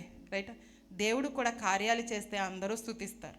కార్యం చెయ్యకముందు దేవుణ్ణి స్తుతిస్తే అప్పుడే దేవుడి మీద నమ్మకం ఉన్నట్లు. దేవునికి స్తోత్రం చెప్దామా? ఎరుకో గోడలు ఎంతో ఎత్తైన గోడలు, ఆ గోడల మీదే గదులు కట్టుకొని నివసిస్తున్నారు. అలాంటి గోడని కూల్చడానికి యెహోషువలు ఏం వాడారండి? స్తుతియే. యుద్ధంలో ఏం వాడారు? స్తుతియే. అక్కడ ఆ యుద్ధంలో ఆ ఎరుకో గోడల్ని కూల్చడానికి ఏం వాడారు? స్తుతియే. ఈరోజు మీ జీవితంలో ఎలాంటి గోడలు నిలబడి ఉన్నాయి, నా జీవితంలో ఎలాంటి గోడలు నిలబడి ఉన్నాయి? ఈ గోడల్ని కూల్చడానికి మన శక్తి, మన జ్ఞానం, మన బలం సరిపోదు. అయితే సరిపోదని కామ్గా కూర్చుంటామా? స్తుతిస్తామా? స్తుతించాలండి. స్తుతిస్తే, యోధా అని మాటకి అర్థము స్తుతి. యోధా పుట్టినప్పుడు తల్లి పెట్టిన పేరు యోధా అని పెట్టి, నేను దేవుని స్తుతిస్తాను అని చెప్పి యోధా అని పెట్టింది. యోధా అన్న మాటకి స్తుతి అని అర్థం. అయితే ఈ యెహోషాపాతు స్తుతులతో యుద్ధానికి వెళ్ళాడు. అక్కడ ఈ యుద్ధాన్ని ఆయన గెలిచాడు. యుద్ధం గెలవడమే కాదు, ఆ ముగ్గురు ఎవరైతే ఈయన మీదకి యుద్ధానికి వచ్చారో వారికి ఉన్న సమస్తము వీరిదైపోయింది. అనుకోకుండా లాటరీ తగిలితే ఎలాగుంటుందండి? ఎవరికి తగలలేదు అందుకే నాకు తెలియదు అంటారా మీరేమో కదండి? ఊహించకుండా ఎప్పుడైనా ఏదైనా మనకి వస్తే చాలా ఆనందంగా ఉంటుంది కదా. ఇక్కడ యుద్ధం గెలవడం గురించి అనుకున్నారు, కానీ యుద్ధం గెలిచి అక్కడ అన్నీ కూడా ఆయన సంపాదించుకున్నారు. అయితే ఇక్కడ యెహోషాపాతు ఇక్కడ 3 గుంపులు ఆయనకి వ్యతిరేకంగా సడన్గా యుద్ధానికి వచ్చాయి కదా. 3 గుంపులు ఆయనకి వ్యతిరేకంగా సడన్గా వచ్చాయి. ఈరోజు దేవుని నమ్ముకున్న బిడ్డలుగా మనకి కూడా 3 గుంపులు మనకి విరోధులుగా ఉన్నారు. ఎవరో తెలుసా అండి? మొదటిది లోకం. యెహోషాపాతు మీదకి 3 గుంపులు యుద్ధానికి వచ్చాయి సడన్గా. దేవుని ప్రజలుగా ఉన్న మనకి 3 విరోధులు ఉన్నాయి. ఏంటి అని అంటే, మొదటిది లోకం. అందరికీ అర్థమవుతుందా? ఫాలో అవుతున్నారా? లోకం మొదటి విరోధి. రెండో విరోధి శరీరం. మూడో విరోధి సాతానుడు. చెప్దామా? మొదటి విరోధి, రెండో విరోధి, మూడో విరోధి సాతాను. లోకం అని ఎందుకు చెప్పానంటే, యోహాన్ రాసిన పత్రిక మొదటి పత్రికలో మీరు తీయవసరం లేదు. మొదటి పత్రికలో అక్కడ చూస్తే, లోకమైనను లోకంలో ఉన్నదానినైనను మీరు ప్రేమించకండి, అలాగ ప్రేమిస్తే తండ్రి ప్రేమ మీలో ఉండదు అని చెప్తున్నాడు. లోకమునైనను లోకంలో ఉన్న వాటినైనను ప్రేమించకుడి. ప్రేమిస్తే ఎవరి ప్రేమ మీలో ఉండదని చెప్తున్నాడు? ఎందుకు ఈ లోకంలో ఉన్నది ఏంటి అని కిందన చూస్తే శరీరాశ, నేత్రాశ, జీవపుడంబం, ఈ 3 లోకంలో ఉన్నాయి. ఇప్పుడు ఈ లోకము మనకి విరోధంగా ఉన్నది. మరి లోకానికి అనుసరించి నడుచుకుంటామా, దేవుని అనుసరించి నడుచుకుంటామా? ప్రశ్న.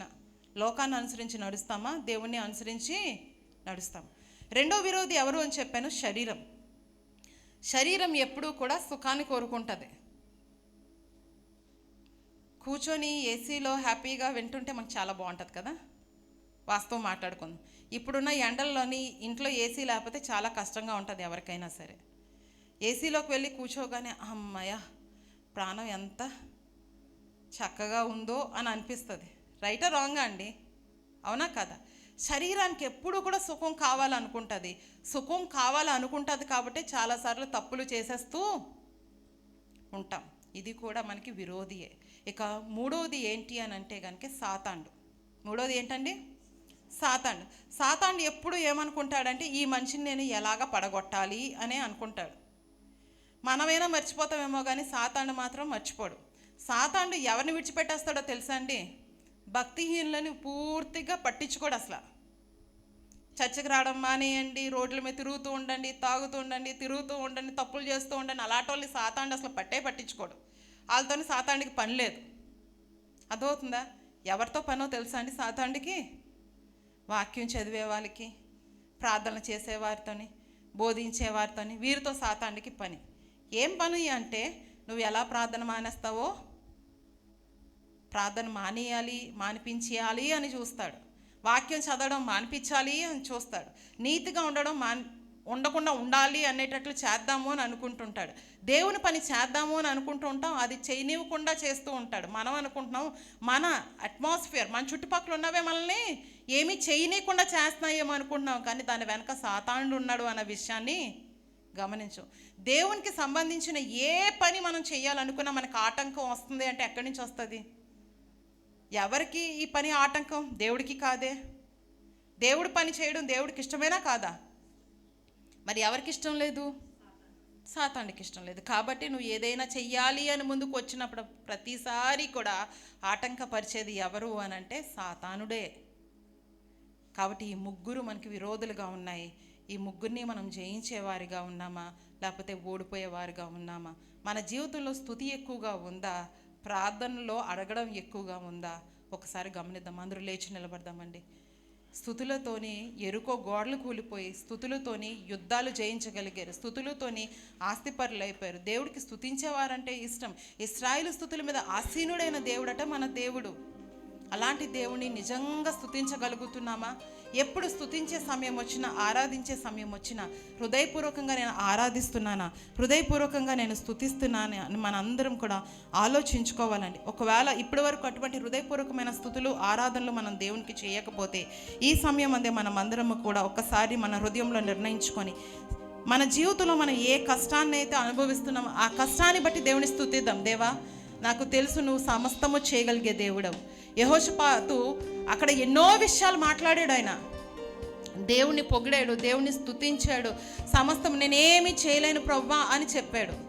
దేవునికి అప్పగించేశాడు ప్రతీది కూడా. ఈరోజు మన స్థితిలో, మన జీవితంలో, మన వైవాహిక జీవితం కావచ్చు, మన అనారోగ్యం కావచ్చు, లేకపోతే ఇంకేదైనా సమస్య కావచ్చు, దేవుడు చెప్తున్నాడు నువ్వు స్తుతించు, నేను ఈ పని చేసి పెడతానన్నాడు. నిజంగా స్తుతించగలుగుతున్నామా? హృదయపూర్వకంగా దేవుణ్ణి స్తుతించగలుగుతున్నామా లేదా? ఒక్కసారి మనం అందరం ఆలోచించాలి.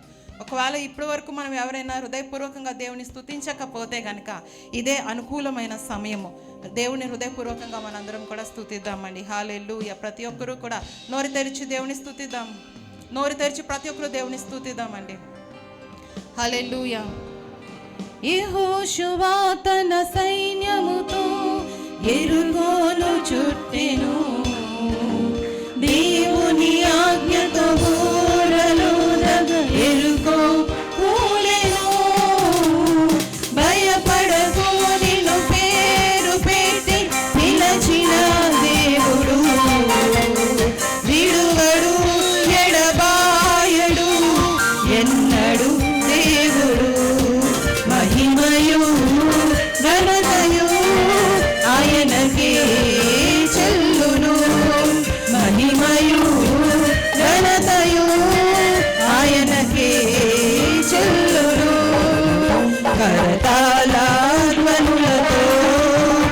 స్తుతి గీతం పాడెదా గంభీర నాదముతో జయ గీతం పాడెదా.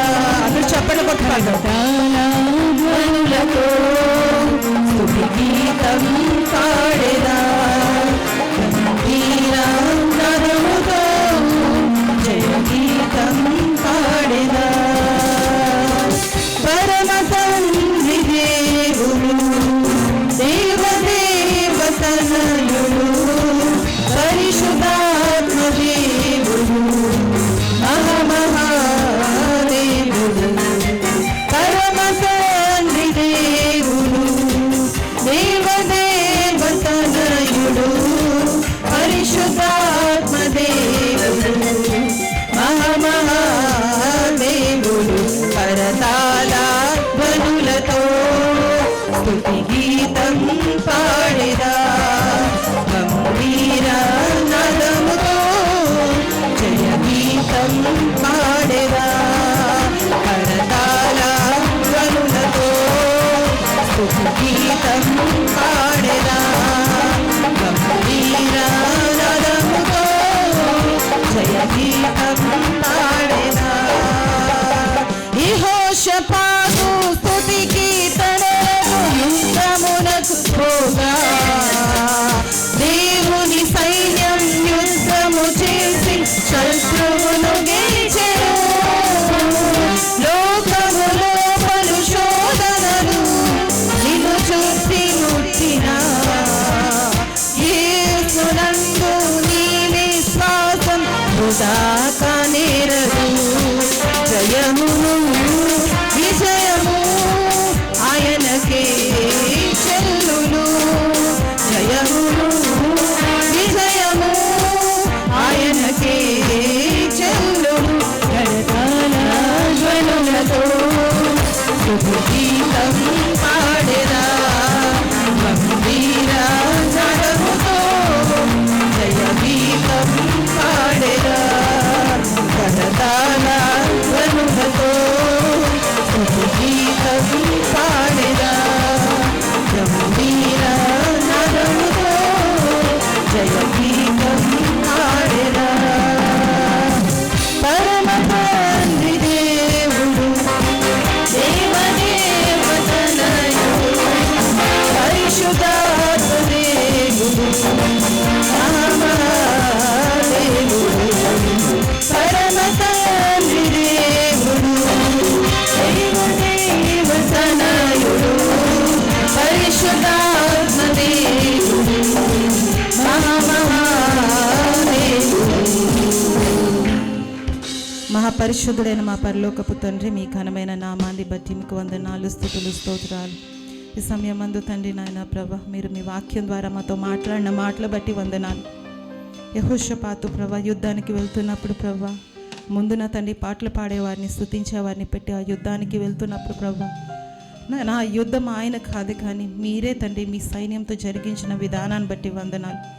ఈనాడు నాయన ప్రభా, ఈ యుద్ధ భూమిలో ఒక్కొక్కరం ఒక్కొక్క యుద్ధంలో మేము ఉంటుండగా యుద్ధం యెహోవాదే అని చెప్పినట్లుగా తండ్రి, ఏ బిడ్డైతే మీకు ఇష్టంగా ఉంటారో ప్రభా, వారి పక్షానే ఉండి వారి యుద్ధాన్ని మీరే చేసే దేవుడు తండ్రి. మా పక్షాన మీరు ఉండండి ప్రభా. మీరు ఉంటే చాలు తండ్రి నాయన. మా జీవితంలో ఎలాంటి యుద్ధాలు ఎదురైనా, ఎంతమంది మా మీదకి వచ్చినా, లోకంలో ఉన్నవాని కంటే నాలో ఉన్నవాడు గొప్పవాడు అని చెప్పినట్లుగా మేము విజయాన్ని పొందుకుంటాం తండ్రి. మీ సన్నిధి మాకు తోడుగా ఉంచండి, మమ్మల్ని నడిపించమని నజరేయుడైన యేసుక్రీస్తు నామములో అడిగి వేడుకొంచున్నాము తండ్రి. ఆమేన్. దయచేసి అందరూ కూర్చుందామండి.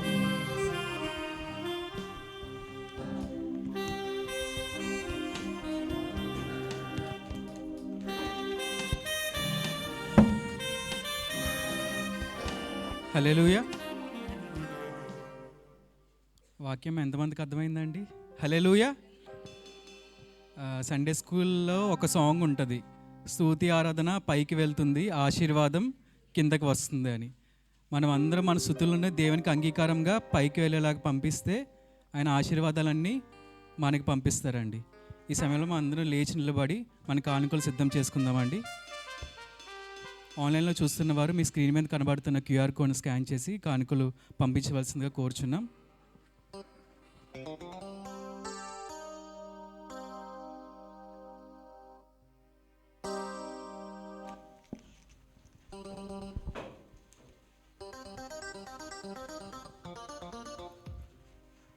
మనం అందరూ రైట్ హ్యాండ్తో కానుకలను పట్టుకున్నట్టయితే ప్రార్థన చేసుకుందామండి. స్తోత్రం స్తోత్రం స్తోత్రం స్తోత్రం. హల్లెలూయా హల్లెలూయా.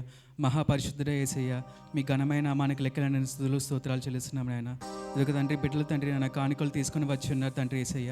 ఈ కానుకలు అన్నింటినీ మీరు చూస్తున్నారని నమ్ముచున్నాం యేసయ్య. తండ్రి నాయన వారి జీవితంలో తండ్రి నేను మీరు చేస్తున్న తండ్రి నాయన గొప్ప కార్యాలను బట్టి తండ్రి నాయన వారు ఇస్తున్న తండ్రి ఈ కానుకలను తండ్రి దీవించండి, ఆశీర్వదించండి యేసయ్య. ప్రతి విషయంలో తండ్రి మీరే సహాయం చేసి నడిపిస్తారని నమ్ముచు నీకే మహిమకు అంత ప్రభావం పొందినట్లు యేసయ్య నామములో అడిగినాం వేడుకొంచున్నాం తండ్రి.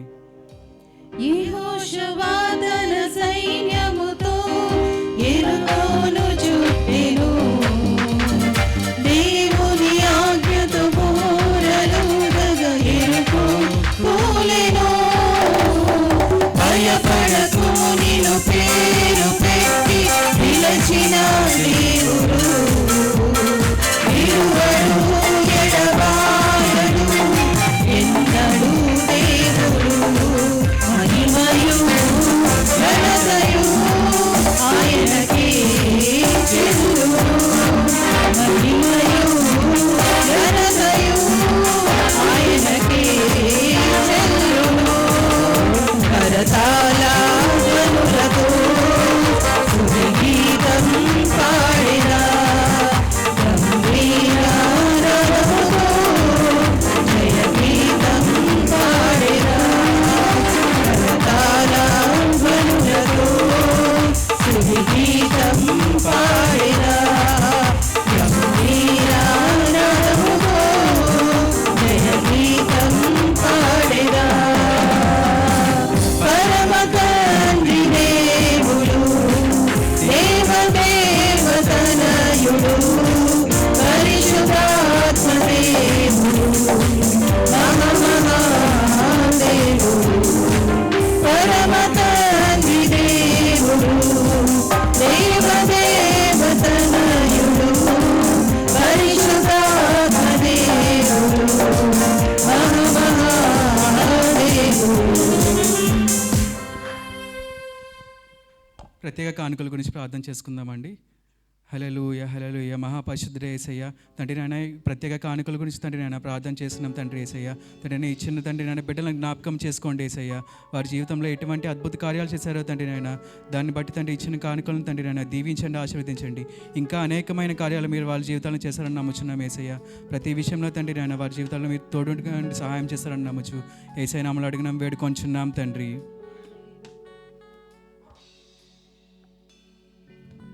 అందరూ కూర్చుందామండి. అనౌన్స్మెంట్స్ మరి ఒకసారి. ఈ మంగళవారం మిడ్ వీక్ సర్వీస్ ఉంటుందండి సాయంత్రం 7 గంటలకు. ప్రతి ఒక్కరూ దీనిలో పార్టిసిపేట్ చేయవలసిందిగా కోరుచున్నాం. ఎందుకంటే చాలా కొత్త విషయాలు మనం తెలుసుకోవడానికి దేవుడు మనకి ఇచ్చిన అవకాశం కాబట్టి ప్రతి ఒక్కరు దీనిలో పార్టిసిపేట్ చేయవలసిందిగా కోరుచున్నామండి. శుక్రవారం స్త్రీల కొడుకు ఉంటుందండి ఉదయం 11 గంటలకు. ఆదివారం మొదటి ఆరాధన 7 గంటలకు, రెండవ ఆరాధన ఉదయం 10 గంటలకు ఉంటుందండి. ఈ సమయంలో ప్రార్థన ఆశీర్వాదాలతో మంచిది పాస్టర్ గారిని ఆహ్వానిస్తున్నాం. హల్లెలూయా, గ్లోరీ బీ టు గాడ్. దేవునికి మహిమ కలుగును గాక. ఎంతమంది ఆశీర్వదించబడ్డారు? We were hearing the same sermon almost yesterday in men's fellowship. మరి పురుషుల కూడికలో నిన్న దినాన్న కూడా యెహోషాపాతు గురించి విజయశేఖర్ గారు చాలా అద్భుతంగా దానిలో చెప్పారు. It's good to hear about kings and kingdoms. రాజుల గురించి, రాజ్యముల గురించి మనం ఏం చేయాలి? వినాలి. Why should we have to hear about kings? Because we are the royal priesthood family. యాజకులైన, రాజులైన యాజక సమూహం. ఎవరు?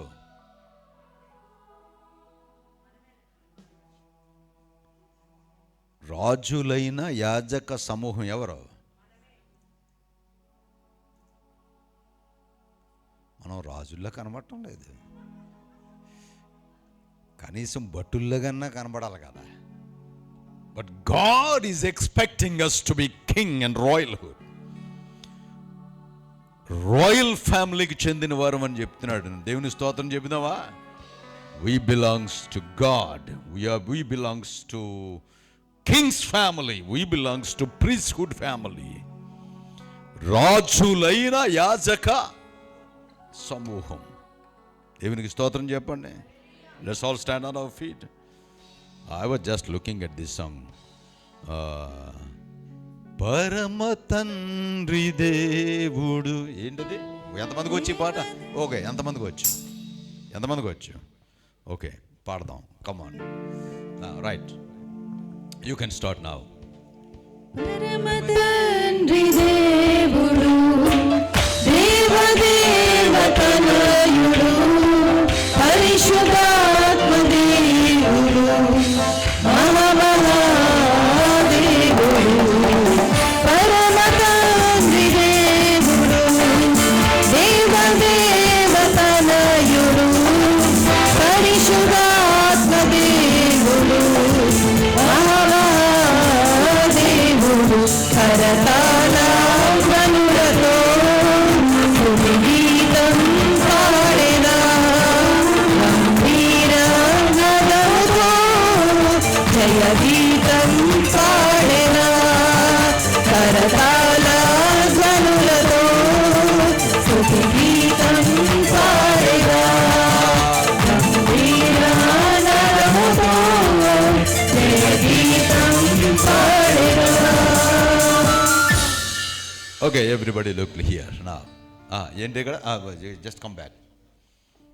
ఓకే, రైట్, చదవండి. ఓకే, కరతాలు అంటే ఇప్పుడు వినబడుతున్నాయి ఆ చప్పట్లు. మరి ఇందాకలు ఎందుకు వినబడలేదు? ఏమండి, ఇందాకలు ఎందుకు వినబడలేదు? ఇప్పుడు వినబడుతున్నాయి, ఇందాకలా వినబడలేదు. సో అందరు గట్టిగా చప్పట్లు కొట్టి దేవుని సన్నిధానంలో మనం పాట పాడదాం. ఓకేనా? కరతాళ ధ్వనులతో స్తుతి గీతం పాడెదా, నాదముతో జయ గీతం పాడెదా. కరతాళ ధ్వనులతో స్తుతి గీతం పాడెదా, గంభీర నాదముతో జయ గీతం పాడెదా. కరతాళ ధ్వనులతో స్తుతి గీతం పాడెదా, గంభీర నాదముతో జయ గీతం పాడెదా. కరతాళ ధ్వనులతో స్తుతి గీతం పాడెదా, గంభీర నాదముతో జయ గీతం పాడెదా. అందరు గట్టిగా చప్పట్లు కొట్టి దేవుని సన్నిధానంలో let's give a big clap unto God. Hallelujah, glory be to God. Something is wrong with this system. You need to check it up. Let's close our eyes to look unto the Lord in prayer. మహాపరిశుద్ధుడైన మా పరలోకపు తండ్రి, ఇదిగో ప్రభువా, మరొకసారి నీ సన్నిధానంలో, నీ సముఖములో ఇదిగో మా హృదయాన్ని తాకగలిగే సందేశంతో మమ్మల్ని బలపరిచిన మా దేవుడా నీకు వందనాలు. మమ్మల్ని స్థిరపరుస్తున్న మా దేవుడా నీకు వందనాలు చెల్లిస్తున్నాం. ఇదిగో వాక్యాన్ని బోధించిన నీ బిడ్డను నీ చేతికి అప్పగిస్తున్నాను. వినిన ప్రతి హృదయము, ప్రతి చెవి, ప్రతి శరీరము యేసు నామములో దీవించబడును గాక. కూడి ఉన్న ప్రతి బిడ్డను పేరు పేరు వరుసన మీరు దీవించండి, ఆశీర్వదించండి. ఇదిగో జరగబోతున్న వారాన్ని ముందుగానే మీ చేతికి అప్పగిస్తున్నాం. మీరు మాత్రమే మహిమ పొందండి. మా పనిబాటుల్లో, ఉద్యోగాల్లో, వ్యాపారాలలో మీ సన్నిధి మాకు తోడుగా ఉంచండి. మా పిల్లల చుట్టూ నీ దేవదూతల కంచె ఉంచండి. సాతానుడు చెయ్యవేయకుండా సహాయం చేయండి. ఎవరి దగ్గర నుండి ఏ వార్త వినినా యేసు నామములో అది శుభవార్తగా ఉండును గాక. సమస్త మహిమ మీరు తీసుకోమని యేసు నామములు అడిగి వేడుకొనుచున్నాము తండ్రి. ఆమేన్. తండ్రి యొక్క కుమారుడు యొక్క పరిశుద్ధాత్మ త్రియేక దేవుని సహవాసము కూడి ఉన్న మనందరికీ ఇప్పుడు ఎల్లప్పుడు ఆయన రాకడ పర్యంతరము సదా తోడయుండును గాక. ఆమేన్, ఆమేన్. దయచేసి అందరూ కూర్చొని ప్రార్థన చేసి సెలవు తీసుకోండి. God bless you.